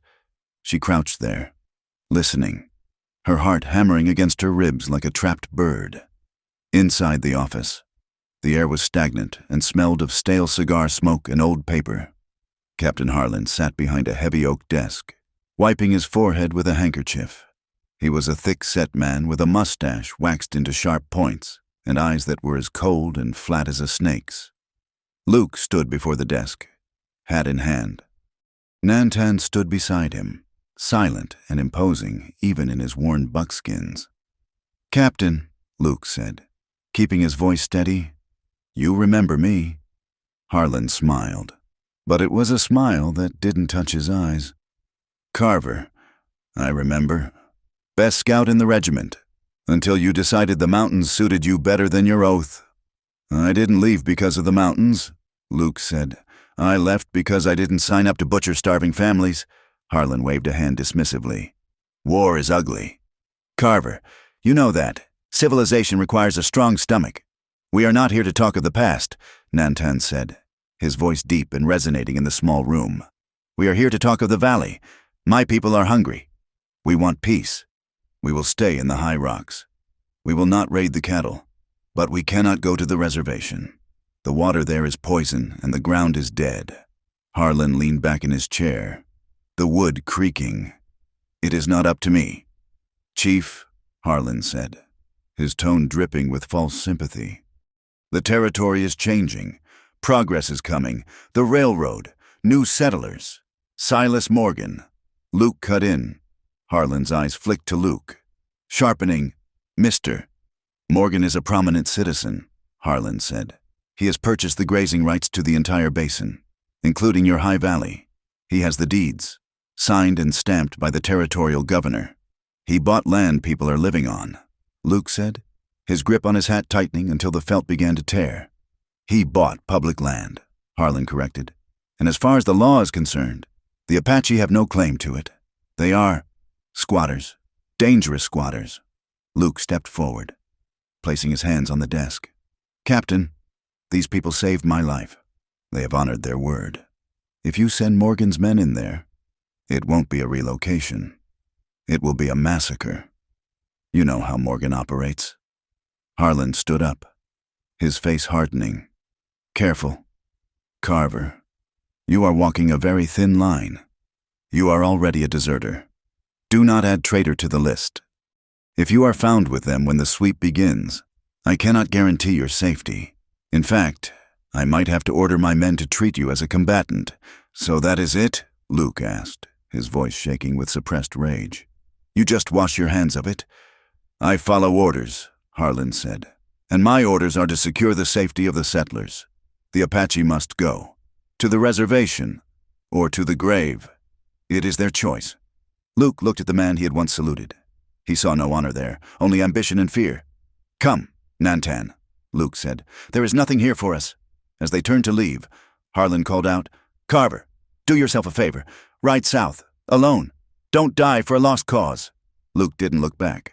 Outside, crouched by the window, Ayanna felt a wave of nausea wash over her.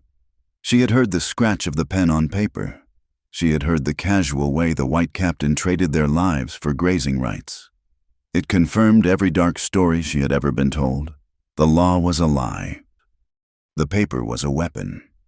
She slipped away into the shadows, her hatred for this system crystallizing into something sharp and deadly. But as she moved, she also thought of Luke's voice in that room, defending them, challenging his own chief, risking his life to speak truth to power. He was an exile, just like them. Luke and Nantan walked back to their horses. The heat seemed even more oppressive now. As they passed the Batwing Saloon, the sound of loud, boisterous laughter spilled out through the swinging doors. Luke paused. He recognized the voice. It was a rough, gravelly baritone he had heard on the ridge weeks ago. "We hit 'em at dawn. Boys," the voice bellowed. "The sweep starts Thursday. We're gonna flush that vermin out of the rocks like rats. $5 for every scalp." Luke froze. Thursday? That was 2 days from now. Nantan had heard it too. He looked at Luke, his face unreadable. "We ride," Nantan said softly. They mounted and rode out of town, keeping a slow pace until they were clear of the buildings, then spurring their horses into a gallop. Ayana joined them a mile out, emerging from the brush on her mare. She didn't ask what happened. She had heard enough. The return journey was a race against despair. When they reached the camp, the sun was setting, turning the sky into a bruised purple bruise. A council was called immediately. The firelight flickered on the faces of the warriors, highlighting the fear and the anger etched there. Taza sat with his rifle across his knees, his eyes burning. "We fight!" Taza roared, striking the ground with his fist. "If they want this valley, they will pay for it in blood. We ambush them in the pass. We kill them all." "There are too many," Luke said. He stood in the center of the circle, exhausted, dust caking his face. "Morgan has 50 men. Harlan will send 20 soldiers with a Gatling gun to support them. If you stand and fight toe-to-toe, you will be wiped out." "Then we die like men," Taza shouted. "Better that than to be herded like sheep to the reservation. Think of the children," Luke shot back. "Think of the women. If the warriors die, who protects them?" Silence fell over the circle. "I have a plan," Luke said. "It is risky, but it gives us a chance." "Speak," Nantan said. "We move the women, the children, and the elders tonight," Luke explained. "There is a ravine 3 miles north, narrow and hidden. We hide them there. Then, a small group of us, maybe 10 men, we stay here. We light the fires. We make noise. We draw them in. And then," Taza asked suspiciously. "We hold the pass," Luke said. "Just long enough to make them think the whole tribe is fighting. We make them commit their force. Then, we slip away through the goat trails on the back ridge. We lead them on a chase into the Badlands, away from the families. It is a coward's way." Taza spat, running and hiding. "It is a survivor's way," Luke said. The warriors muttered. It went against their instinct to run from a fight they had been waiting for. Taza shook his head, preparing to argue again. "I agree with Luke." The voice was clear and steady. Ayana stepped into the firelight. The tribe turned to look at her. It was rare for a woman to speak in the war council, but she was the chief's daughter, and her face was set in stone. Taza looked at his sister. "Shocked? You? You who hates the white man more than any of us? You side with him?" "I hate them," Ayana said, her eyes flashing. "I hate them for what I heard today in their town. I hate them for trading our land for paper. But I love our people more than I hate our enemies." She looked at Taza, then at her father. "If we stand and fight, we die, all of us. My mother's line ends. Your line ends. Our stories end. Luke's plan gives us a tomorrow. Pride is a heavy shield, brother, but it does not stop a cannon shell." Nantan looked at his daughter with a strange mix of sorrow and pride. He saw the strength in her, the leadership that had been forged in loss. "She is right," Nantan said. "We will follow the white man's plan. Taza, you will choose 10 men to stand with Luke. I will take the families to the ravine." The council broke up, the camp dissolving into frantic, silent activity. Late that night, the camp was a ghost of itself. The wickiup stood empty. The women and children had melted away into the darkness hours ago. Only the small group of defenders remained, waiting for the dawn. Luke walked down to the stream to splash water on his face. He felt hollowed out, vibrating with adrenaline and fatigue. The moon was full, casting a silver path across the black water. He sensed her before he saw her. Ayanna stood on the bank. She should have gone with the women, but she had stayed behind to bring extra ammunition to the defenders before leaving. "You should be in the ravine," Luke said softly. "I am going," she said.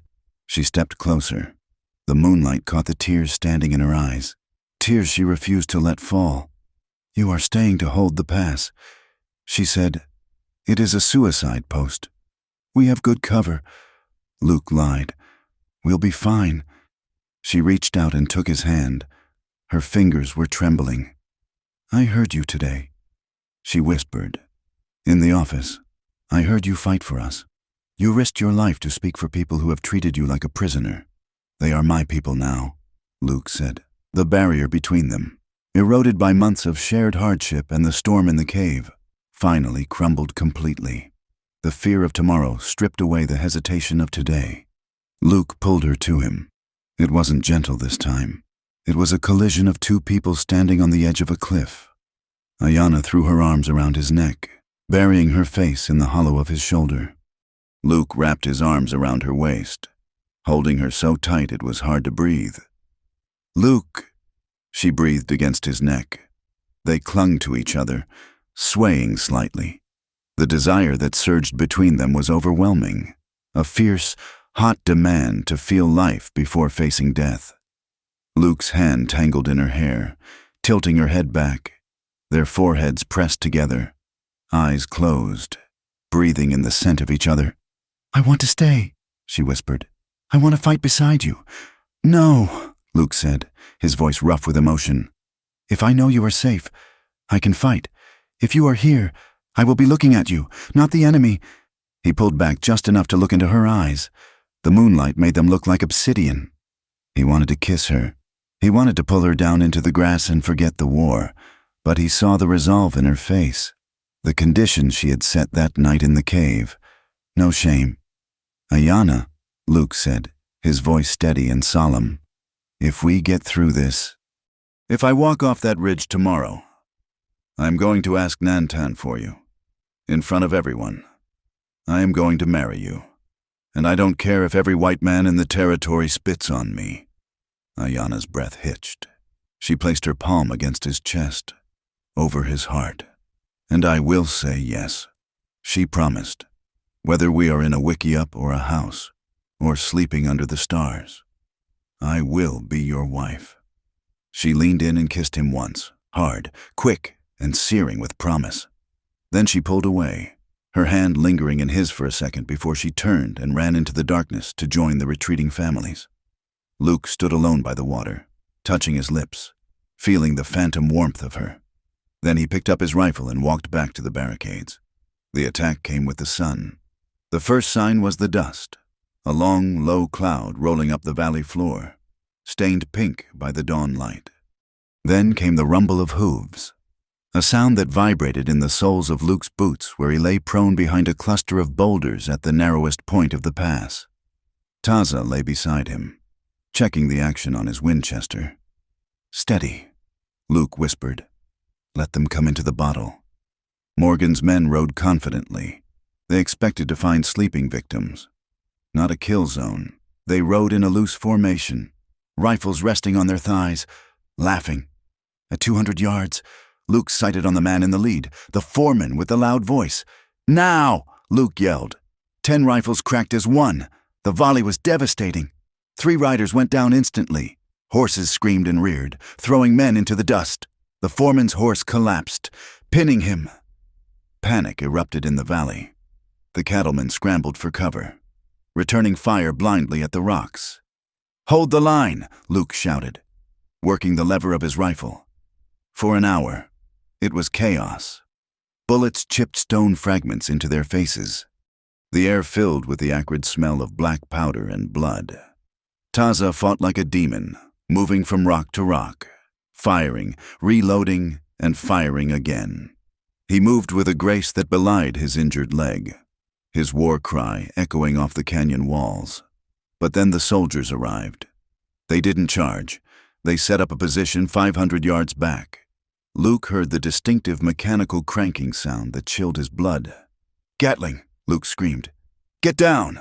The gun opened up. It sounded like a giant canvas ripping. Hundreds of rounds a minute tore into the rocks, shredding the brush, pulverizing the stone. Luke curled into a ball as rock shards rained down on him. A sudden, white-hot impact spun him around. He gasped, clutching his left shoulder. Blood oozed between his fingers. It was a flesh wound, deep, but it hadn't hit the joint. "We have to move!" Taza yelled over the roar. "They are flanking us!" Luke peered over the rock.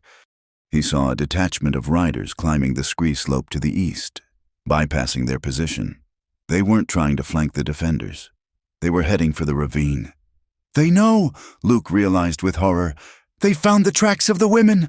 "Fall back!" Luke screamed. "To the ravine!" They abandoned the pass, scrambling back toward the horses they had hidden. They rode hard, blood dripping from Luke's arm, fear driving them faster than the pain. They reached the entrance to the hidden ravine just as the second group of Morgan's men crested the ridge. The ambush was already happening. Luke saw the scene in fragments of nightmare clarity. The women and children were scattering, running for the caves. Nantan was there, standing in the open, firing an old pistol to draw fire away from a group of mothers. Ayana was running toward a child who had frozen in terror in the middle of the wash. A little girl, no more than 5. A rider, a man in a dusty duster, raised his rifle, aiming at the child. Nantan moved. He didn't run, he threw himself. He covered the distance with the last burst of strength in his old body, stepping in front of the child just as the rifle cracked.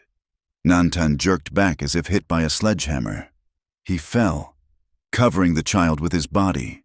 "Father!" The scream tore out of Ayana's throat. It was a sound so full of agony, it seemed to stop the battle for a heartbeat. It hit Luke in the chest harder than the bullet had. Taza let out a roar of grief and charged the rider, shooting him out of the saddle at point-blank range. The defenders from the pass poured fire into the attackers, fueled by a rage that went beyond survival. Caught between the new arrivals and the difficult terrain, Morgan's men faltered. They had lost their element of surprise and their easy targets. When 2 more of them dropped, the rest wheeled their horses and fled, retreating back toward the main force. The guns fell silent. The dust began to settle. Luke slid from his horse, his legs giving way. He stumbled toward the center of the wash. Ayana was on the ground, cradling her father's head in her lap. Nantan's chest was a ruin of blood. His breath came in wet, shallow rattles. Taza stood over them, tears cutting tracks through the dust on his face, his rifle hanging limp in his hand. Luke fell to his knees beside them. Nantan's eyes fluttered open. He looked at Ayana. He reached up a trembling hand to touch her face. "Do not let the hate eat you," he whispered, blood bubbling at the corner of his mouth. "Live, Ayana. Lead them. Choose life." His eyes shifted to Luke. He saw the wound on Luke's shoulder. He saw the grief in the white man's eyes. Nantan's hand moved from Ayana's face and blindly sought Luke's. Luke took it. The old hand squeezed with a surprising, final strength. It was a transfer of weight, a silent command. "Take care of them," the grip said. Then the strength vanished. Nantan's hand went slack, his eyes fixed on the blue sky above the canyon walls.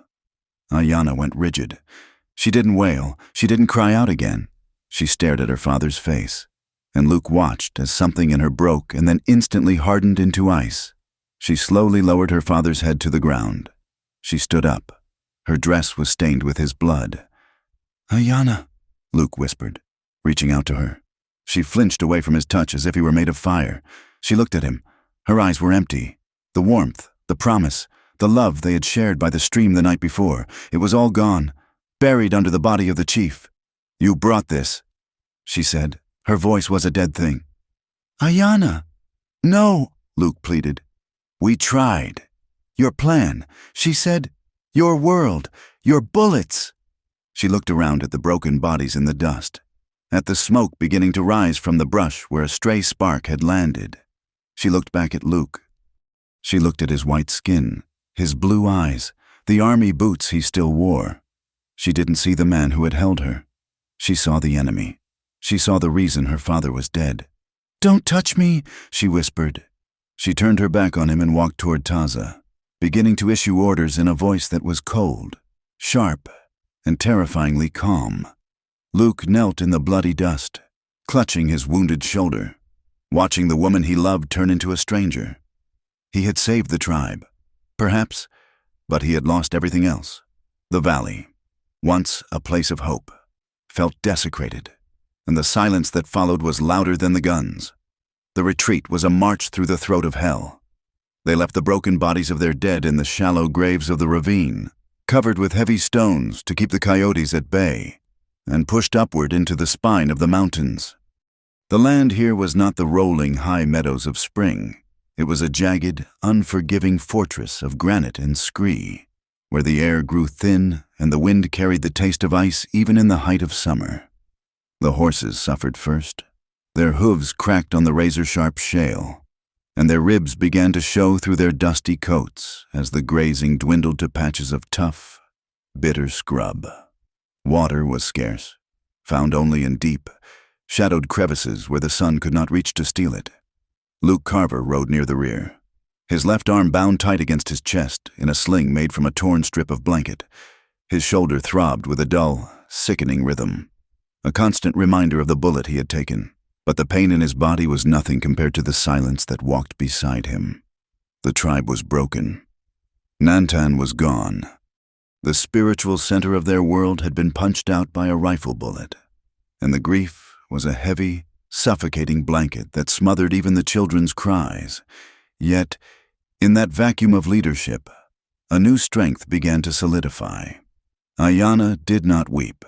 Her eyes were rimmed with red, the skin beneath them bruised with exhaustion, but her voice never wavered. She moved through the ragged column like a spirit of iron. When a horse stumbled, she was there to help the rider up. When a child cried for water, she was the one who rationed the precious drops from the skin, whispering soft words that seemed to settle the panic. Luke watched her from a distance, torn between a profound admiration and a guilt that felt like acid in his gut. She was Nantan's daughter, in every way that mattered. She had taken the weight of the tribe onto her shoulders without being asked. The elders watched her, their faces grim, and slowly, instinctively, they began to turn to her for the nod to stop, the order to camp, the decision to ration the dried meat. She did not look at Luke. Since the moment in the ravine when she had recoiled from his touch, she had treated him like a ghost, someone who was there, but not part of the living world. They camped on a high, desolate plateau 3 days into the retreat. The wind howled through the rocks, drowning out the sound of the few small fires they dared to light. A council was called, not with ceremony, but out of desperation. Taza sat by the fire, his face a mask of war paint that he had not washed off since the battle. He looked wild, his eyes feverish with a need for violence that had nowhere to go. "We go back," Taza said, his voice a rasping growl. "We leave the women here. The men ride down. We burn Morgan's ranch to the ground. We kill his cattle. We kill his men. We kill until there is no one left to hold a rifle." A murmur of agreement went through the circle of warriors. They were hurting. They wanted blood to pay for blood. "That is suicide," Luke said. He spoke quietly from the edge of the light. The warriors turned to him, their expressions hostile. Taza's hand dropped to the knife at his belt. "You speak," Taza snarled. "You? Whose plan put my father in the ground?" "My plan saved the tribe from extinction," Luke said, stepping into the light. He forced himself to stand straight, ignoring the fire in his shoulder. "If you had fought in the pass, you would all be dead. If we attack the ranch now," Luke continued, looking around the circle, "you play right into Morgan's hand. He has 50 men fortified in that house. He has the army on patrol. You ride down there, Taza, and you leave these women widows before the moon changes." "Then what?" Taza shouted, standing up. "We sit here and starve? We wait for the snow to kill us? No, Luke said. We fight, but not with bullets. Not yet. He took a breath, knowing that what he was about to say sounded insane. Morgan is winning because he has the law, Luke said. He has the deeds. He has the army believing he is the victim. He is a businessman. To hurt him. You don't shoot his cows. You destroy his money. You destroy his name. Taza spat on the ground. White man's tricks. Paper does not stop a bullet. It does in my world. Luke said. He looked at Ayanna. She was sitting across the fire, watching him. Her face was unreadable in the flickering light. Morgan is holding a meeting in town. Luke said, I heard the men talking during the fight. He is meeting with the town council and Harlan to sign the final removal agreement. If he gets those signatures, the army will bring cannons to these mountains. We need to stop that meeting, Luke said. We need to prove that Morgan is lying. We need to prove he bribed Harlan. We need to show the town that he isn't a pioneer, but a thief who is stealing their land too. And how do we do that? Taza asked, mocking. Do we walk into town and ask nicely? I go in, Luke said. I find the proof. I know how men like Morgan keep their books. There is always a record. There is always a witness who wasn't paid enough to keep his mouth shut. You will be hanged the moment you step on the street, Taza said. Not if I am not alone, Luke said. Not if I am just a drifter passing through with his wife. He looked directly at Ayanna. We go in disguised. We get the proof. We bring it to the meeting. And while I am in that room, you, Taza, take the warriors and hit his supply wagons outside of town. You don't kill the drivers. You burn the wagons. You cripple his wallet while I cripple his reputation. Taza looked at Luke, then at his sister. He is mad. Taza said, Ayanna, tell him he is mad. Ayanna stood up. The blanket slipped from her shoulders. She looked at Taza, then at the fire, and finally at Luke. Blood calls for blood, she said softly. That is the Apache way. Taza nodded, vindicated. But, she continued, her voice gaining strength, Father said to choose survival. If we attack the ranch, we die. If we do nothing, we die. She walked around the fire until she stood before Luke. She looked into his face, searching for the truth of him, searching for the man she had almost given herself to before the world fell apart. You believe this can work? She asked. I believe it is the only chance we have, Luke answered. Then I will go, she said. The camp was silent. Taza stared at her, his mouth open. You will walk into the den of the wolves? Taza asked. I will walk where I must, Ayanna said, to save what is left. The preparation was a somber affair.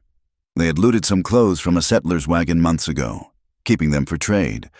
Now, they were weapons.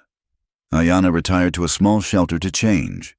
When she emerged, Luke felt his breath catch in his throat. She wore a faded calico dress, high-collared and long-sleeved, meant for a white woman. It was too tight in the shoulders and loose in the waist, but it covered her. She had washed the war paint from her face. Her hair was braided and pinned up, hidden beneath a heavy woolen shawl. She looked uncomfortable, pulling at the collar, her movements restricted by the heavy fabric. She looked like a stranger. You look, Luke started, but couldn't find the word. I feel like a trapped bird, she said, her voice tight. This cloth, it scratches. It smells of soap and fear. It is armor. Luke said, just for a day. He had donned a cleaner shirt and a vest that hid the bandage on his shoulder. He strapped on his gun belt, low, tied down. He didn't look like a scout anymore. He looked like a drifter who had seen hard miles. They rode out under the cover of darkness, leaving Taza to organize the warriors for the strike on the wagons. They rode double on Roan to sell the illusion, leaving Ayanna's mare behind. The ride to town was agonizingly tense. Ayanna sat behind the saddle, her arms around Luke's waist. At first, her grip was loose, barely touching him. But as the terrain grew rougher, she was forced to hold on. Luke could feel the heat of her body against his back. He could feel the tension in her arms. They didn't speak. There was too much unsaid between them, too much blood and grief. But the physical contact, enforced by necessity, began to thaw the ice. They reached the outskirts of town just after sunset.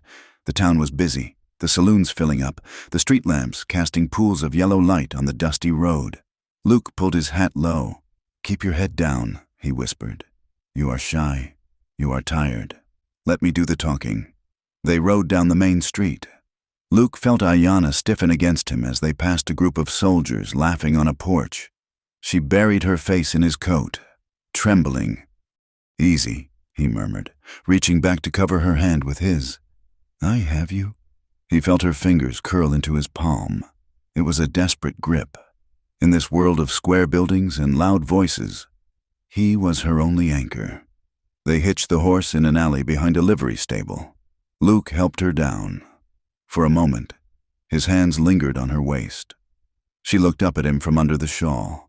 Her eyes were wide, reflecting the distant lights. The anger was there, buried deep, but overlaid with fear and a strange, reluctant reliance. "We need to find the clerk," Luke said, stepping back. "A man named Silas usually uses a lawyer called Higgins. But Higgins has a clerk who drinks, a man named O'Malley. They found O'Malley in the back of a cantina on the edge of the Mexican Quarter. He was a small, rat-faced man nursing a cheap whiskey." Luke left Ayanna in the shadows near the door and approached the table. He sat down without asking. "O'Malley," Luke said. The clerk jumped, spilling his drink. "Who are you?" "A man with a question," Luke said, sliding a silver dollar onto the table. It was the last of his money, and a thirsty friend. He signaled the barkeep for a bottle. O'Malley eyed the silver, then the bottle. "What do you want?" "I hear Silas Morgan is buying up the basin," Luke said, pouring a drink. "I hear he has a meeting tomorrow to finalize the deal." O'Malley drank the whiskey in one gulp. "Big deal. Biggest in the territory. Morgan is going to own everything from here to the border." "And Captain Harlan?" Luke asked, pouring another. "Is he buying land too?" O'Malley laughed. "A wet, hacking sound. Harlan? He don't buy land. He buys retirement. $5,000 in gold, deposited in a bank in San Francisco. That's the rumor." "Proof?" Luke asked. O'Malley narrowed his eyes. "Why do you care?" "Because I have a stake in it." Luke lied. O'Malley hesitated. He looked at the bottle. "Higgins keeps the ledger." O'Malley whispered. "In the safe at the office. It lists the payouts. Morgan is sloppy. He thinks he owns the law, so he writes it all down. Consulting fees, he calls it." "Where is the office?" "2 doors down from the courthouse. Back door is flimsy." Luke stood up. "Enjoy the drink." "O'Malley." He walked back to Ayanna. "We have a target," he whispered. They moved through the back alleys, avoiding the main street. The town felt hostile, vibrating with the energy of the coming conflict. Ayanna moved like a shadow in her heavy dress, silent and lethal. They found the office. It was dark. Luke tried the back door. Locked. He looked at Ayanna. She reached into her hair and pulled out a long, thin pin. She knelt by the lock. "Apaches don't use keys," Luke whispered. "We learn quickly," she murmured. A moment later, the lock clicked. They slipped inside. The office smelled of ink and dust. Luke struck a match, shielding the flame with his hand. The safe was in the corner. It was locked, but it wasn't a bank vault. It was a simple strongbox. Luke looked around. He found a heavy iron poker by the stove. "Stand back," he said. He jammed the poker into the gap of the door and leaned on it with his good shoulder. He gritted his teeth against the pain in his wound. Metal shrieked. The door popped open. Luke rifled through the papers. Deeds, surveys, and there it was, a leather-bound ledger. He flipped it open. His finger traced the lines. July 12th. Payment to CPT, H, $1,000. August 4th. Payment to CPT, H, $2,000. And there were others. Payments to the mayor. Payments to the judge. "We got him," Luke whispered. He shoved the ledger into his shirt. Suddenly, voices erupted outside. Heavy boots crunched on the gravel. "A patrol! They are checking the doors," Ayanna hissed. Luke grabbed her hand. "Out the window." They scrambled through the side window just as the doorknob rattled. They landed in a narrow alleyway, barely wide enough for 2 people, squeezed between the office and the neighboring dry goods store. They pressed themselves against the rough brick wall, deep in the shadows. The soldiers walked past the mouth of the alley, their lanterns swinging. The light slashed across Luke and Ayanna, missing them by inches. They froze. Luke pressed his body against hers to shield her, shielding the white of her dress with his dark vest. Ayanna turned her face into his chest, holding her breath. They stood there for what felt like an hour. Though it was only minutes, the boots faded, but neither of them moved. The adrenaline was coursing through them, hot and sharp. The fear of capture, the thrill of the theft, and the crushing proximity ignited something that had been smoldering since the night in the ravine. Luke looked down. Ayanna looked up. Her shawl had slipped back. Her eyes were dark and luminous in the gloom. "I thought," she whispered, her voice trembling. "I thought they had us. They don't," Luke breathed. He could feel her heart beating against his ribs. He could feel the warmth of her breath on his neck, the barrier of the dress, the disguise, the war. It all vanished.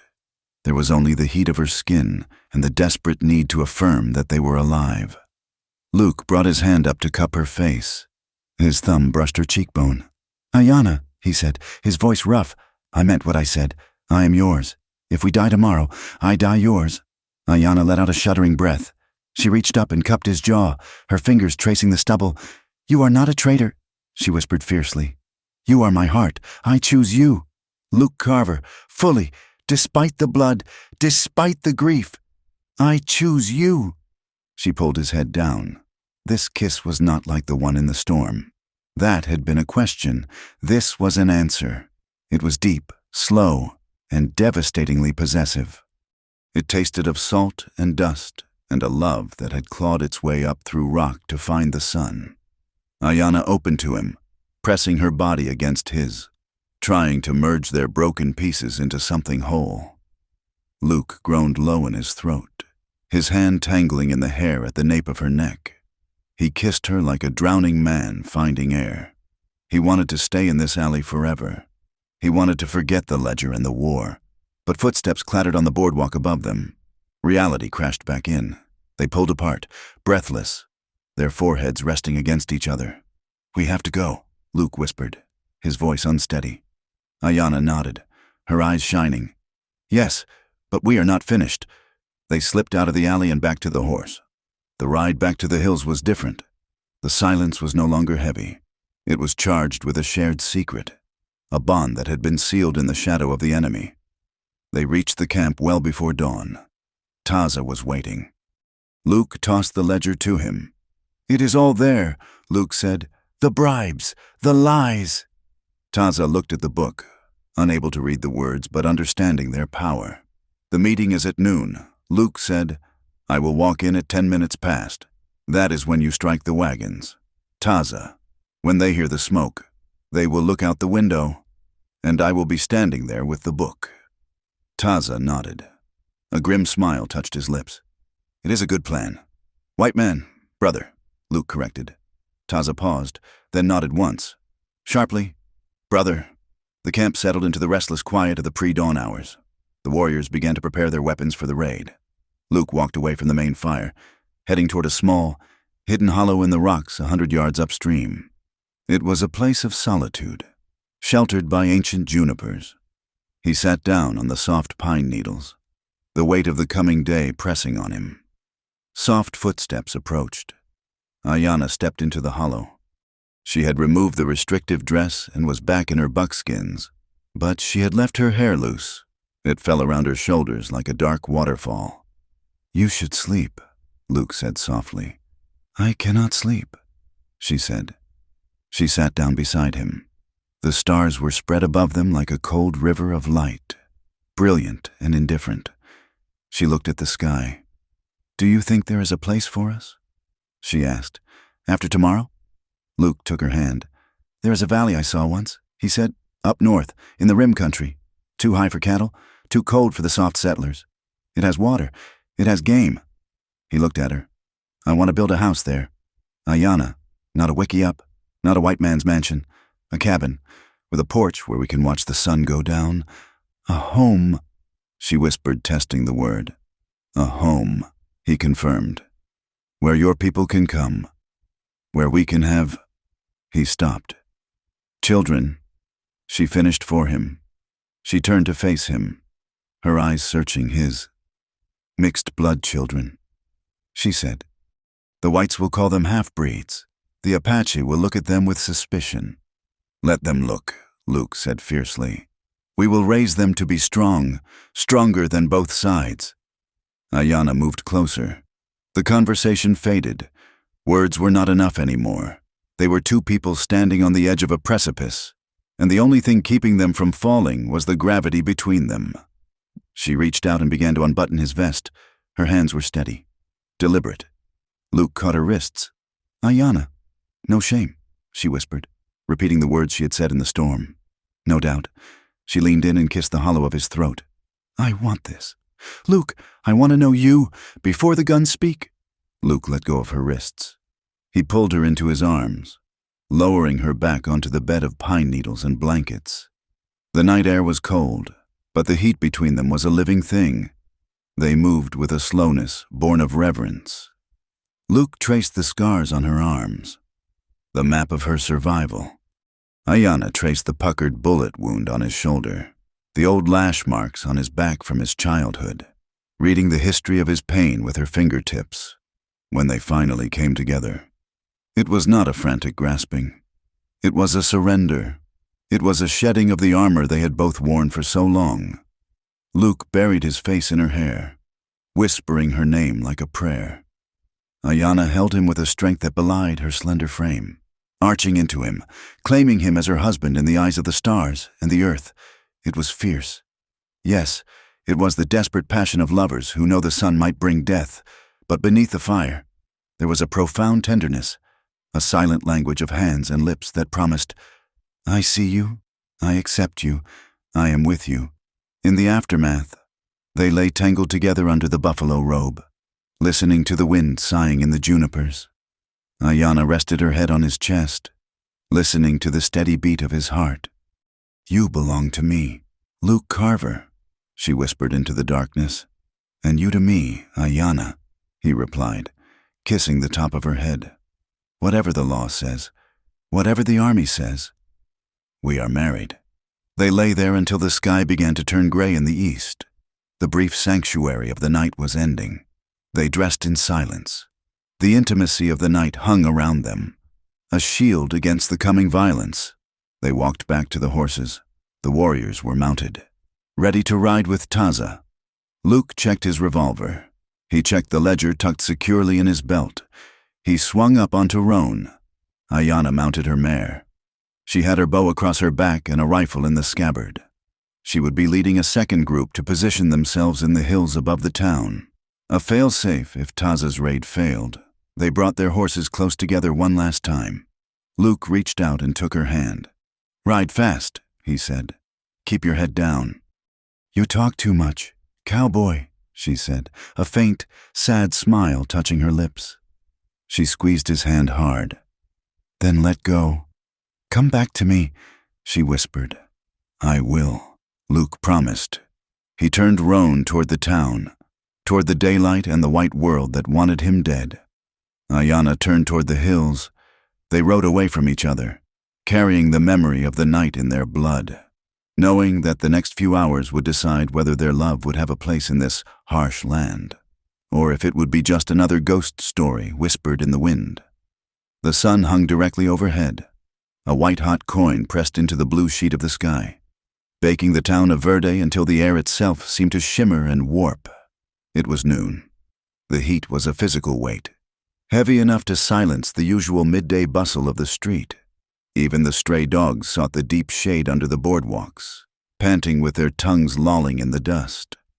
Inside the courthouse, however, the air was thick with a different kind of pressure. The room was stifling. The windows were open, but they admitted only dust and the buzzing of fat, lazy flies. At the front of the room, gathered around a heavy oak table, sat the men who believed they owned the territory. Silas Morgan sat in the center, wearing a vest of crisp black brocade and a silk tie that seemed immune to the sweat beading on everyone else's brow. To his right sat Captain Harlan, his uniform buttoned to the chin, his posture rigid. Beside them were the town judge, a man named Miller with a face like a dried apple, and the local preacher, who was nervously wiping his spectacles. They were waiting for the final signatures on the removal order. The double doors at the back of the room swung open. They didn't bang. They creaked. A slow, mournful sound that drew every eye in the room. Luke Carver walked in. He was alone. He looked like something the desert had chewed up and spat out. His clothes were stiff with dust and dried sweat. His left arm was in a sling, bound tight against his chest, and a streak of dried blood marred the white bandage. He walked with a limp, his boots thudding heavily on the floorboards, but his eyes were clear and cold as mountain water. In his good hand, he carried a leather-bound ledger. A murmur rippled through the gallery where the ranchers and shopkeepers sat. "Traitor," someone whispered. "That is the scout," another muttered. "The one who turned." Captain Harlan stood up, feigning a look of polite surprise, though his eyes darted to the ledger in Luke's hand. "Carver," Harlan said, his voice tight, "you are a long way from your savages. If you have come to surrender, you can wait in the jail." Luke didn't stop until he reached the railing that separated the crowd from the leaders. He tossed the ledger onto the table. It landed with a heavy slap that echoed in the silence. "I am not here to surrender. Captain," Luke said, his voice steady, "I am here to stop a theft." Silas Morgan narrowed his eyes. He leaned forward, looking at the book, then at Luke. "You are disrupting legal proceedings." "Cowboy," Morgan growled. "Sheriff, remove this trash." "Wait," Judge Miller said. He looked at the ledger. He recognized it. He looked at Luke with a sudden, sharp interest. "What is this?" "It is the cost of doing business," Luke said. He looked at the crowd, raising his voice so every man in the back could hear. "You have been told that the Apache are raiding the lower valley. You have been told that the army needs to clear them out for your safety. You have been told that Silas Morgan is buying the land to bring the railroad and prosperity to this town." Luke pointed a shaking finger at the ledger. "That book says different. That book says Silas Morgan paid 3 men to burn the Turner Ranch last month and blame it on the tribe. That book says he paid Captain Harlan $2,000 in gold to file false reports to the Department of the Interior." The room erupted. Men jumped to their feet. Shouts of anger and disbelief bounced off the walls. "Liar!" Morgan shouted, slamming his hand on the table. "This is treason. He is lying to protect his squaw." "Read the dates," Luke shouted back, his voice cutting through the noise. He looked at the judge. "Page 10, July 12th. Payment to County Clerk O'Malley for falsifying the survey maps, $500. Page 20. Witness fees for the men who swore they saw Taza raiding the herd, $20 a head." The judge reached out and opened the book. His hands were shaking. He ran his finger down the column of figures. He stopped. He looked up at O'Malley, who was shrinking into the corner of the room, his face the color of old milk. "Is this your handwriting, O'Malley?" the judge asked quietly. O'Malley tried to speak, but only a squeak came out. He nodded, terrified. The mood in the room shifted instantly. It turned from hostility to a dangerous, simmering confusion. These men were hard. They hated the Apache, yes, but they hated a cheat even more. And they hated a man who played them for fools most of all. Morgan stood up, his face turning a dark, mottled red. "This is ridiculous," he roared. "I'm a businessman. I am bringing civilization to this godforsaken dust bowl. And you listen to this deserter, this white Indian?" He pulled a pistol from his coat, not aiming it yet, but holding it like a gavel. "I will not be put on trial by a traitor," Morgan shouted. "Captain Harlan, arrest him! Shoot him! He is an enemy combatant!" Harlan hesitated. He looked at the crowd. He saw the doubt in their eyes. He saw the judge reading the ledger. He saw his own name written there in black ink. Outside the town, on a ridge overlooking the valley, Ayanna lay flat on her stomach, watching the courthouse through a spyglass Luke had stolen. Taza lay beside her. They saw the commotion through the windows. They saw Morgan stand up. "Now," Ayanna said. Taza raised a red blanket and dropped it 3 times. A mile to the east, A thin column of smoke began to rise, then another to the north, then a third to the west, simultaneously. A young warrior galloped past the telegraph poles leading out of town. He threw a rope with a heavy stone weight over the wires, tied it to his saddle horn, and spurred his horse. The wires snapped with a sound like a whip crack, singing as they coiled back toward the poles. Inside the courthouse, a man near the window shouted, "Smoke! Look at the hills!" The crowd rushed to the windows. They saw the distinct black columns rising against the blue sky. "They are signaling." Someone yelled, "The Apache! They are all around us!" Luke stood his ground. He looked at Morgan, who was staring out the window with a look of dawning horror. "You thought they were a ragged band of starving refugees," Luke said softly. "You were wrong. They are an army, and right now, they are cutting your telegraph lines. You can't call for help, Morgan, and you can't lie to Washington anymore." Luke turned to the judge. "They do not want a war. Judge, they want the High Valley, the one the treaty promised them 10 years ago, the one Morgan tried to steal with ink and bribes." Luke leaned on the table, his good hand gripping the edge. "Grant them the land. Enforce the boundary. If you do, the smoke clears. If you don't, if you let Morgan have his way, then Taza rides into town, and he won't be bringing a ledger." The judge looked at the smoke. He looked at the angry faces of the townspeople who were realizing they had been used to start a war that would burn their homes. He looked at Harlan, who was sweating profusely. He made a calculation. It was the calculation of a survivor. "Sit down, Mr. Morgan," the judge said, his voice snapping like a dry twig. Morgan turned on him. "You can't be serious." The judge stood up. "The court acknowledges the evidence presented, in light of irregularities in the land surveys. All claims filed by the Morgan Cattle Company in the Northern Basin are hereby suspended pending a federal investigation." The judge looked at Luke. "And the Army will cease all operations against the tribe, provided they remain north of the Sleeping Rock line. Is that understood?" "It is a compromise," Luke said, "but we accept." Morgan made a sound like a wounded bull. He looked at his empire crumbling. He looked at the railroad contracts that would vanish. He looked at Luke, the man who had burned it all down with a book. "I will see you in hell," Morgan screamed. He raised the pistol. He didn't aim. He just fired. The crack of the gunshot was deafening in the enclosed space. Luke felt a searing heat tear across his ribs. He staggered back, crashing into the railing. Panic erupted.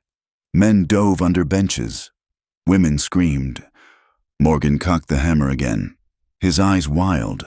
But before he could fire a second shot, the town deputy, a young man who had been watching the proceedings with growing disgust, swung his rifle butt.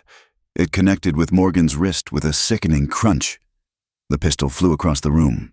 Morgan howled, clutching his broken arm. Two ranchers tackled him, pinning him to the floor. They were rough, their anger at being deceived finding a target in the man in the silk vest. Captain Harlan stood frozen. He saw the ship sinking. He saw the judge looking at him. I had no idea," Harlan stammered. "I was misled." "Arrest that man," he pointed at Morgan. The judge looked at Harlan with pure contempt. "You can explain that to the federal marshals." "Captain," the judge said, "until then, you are relieved of command." Luke pulled himself up. He pressed his hand to his side. His shirt was wet with blood, but the bullet had only grazed the ribs. It hurt like fire, but he could breathe. He looked down at Morgan, who was spitting curses from the floor. "It's over," Luke said. He turned and walked toward the doors. The crowd parted for him this time. They didn't cheer. They didn't pat him on the back. They stared at him with a mixture of fear and grudging respect. He was still the outsider. He was still the man who had chosen the other side. But he was the man who had told the truth.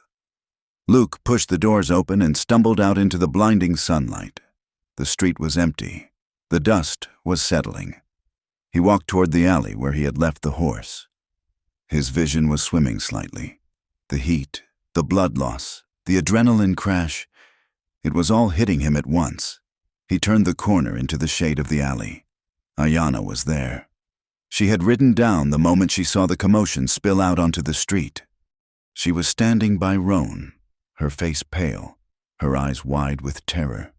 She saw the blood on his shirt. "Luke!" She rushed to him. She didn't care who saw. She didn't care about the laws or the town. She threw her arms around him, her hands trembling as they touched his face, his chest, searching for the wound. "I'm all right," Luke gasped, leaning his weight against the wall. "Just a scratch. Morgan is a bad shot." Ayanna pulled his shirt up, checking the graze. Her fingers were gentle, cool against his burning skin. She let out a sob of relief, pressing her forehead against his shoulder. "He is arrested?" she asked, her voice muffled against his coat. "He is finished," Luke said. "The judge suspended the claims. The army is standing down." Ayanna pulled back. She looked into his eyes. She saw the exhaustion there, but she also saw the victory. "We did it," she whispered. "Survival," Luke said, echoing her father's words. "Bought at a price. But we kept the valley." In the dusty alley, amid the smell of gunpowder and horse manure, they clung to each other. It wasn't a romantic embrace of storybooks. It was the desperate clutching of two soldiers who had survived the war. Luke smoothed her hair, his hands shaking. Ayanna held him up, her strength becoming his. "Let's go home," she said. The weeks that followed were a time of healing, both for the flesh and for the land. The tribe moved north, past the Sleeping Rock, into the high valley that was now recognized, on paper at least, as theirs. It was not the vast territory they had once roamed. They were hemmed in by invisible lines, but it was defensible. It had water, and for the first time in years, they could light their fires at night without fear of the dawn bringing soldiers. Luke did not live in the camp.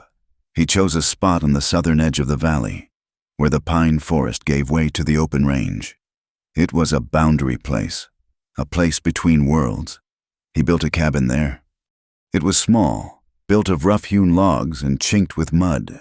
It had a stone chimney and a porch that looked out over the drop-off, toward the distant towns of the white men. He worked on it slowly, his shoulders stiff but healing. The Apache watched him. Some still spat when they rode past, their hatred of the white skin too deep to ever fade. But others stopped. They watched him sweat. They remembered the courthouse. They remembered the ledger.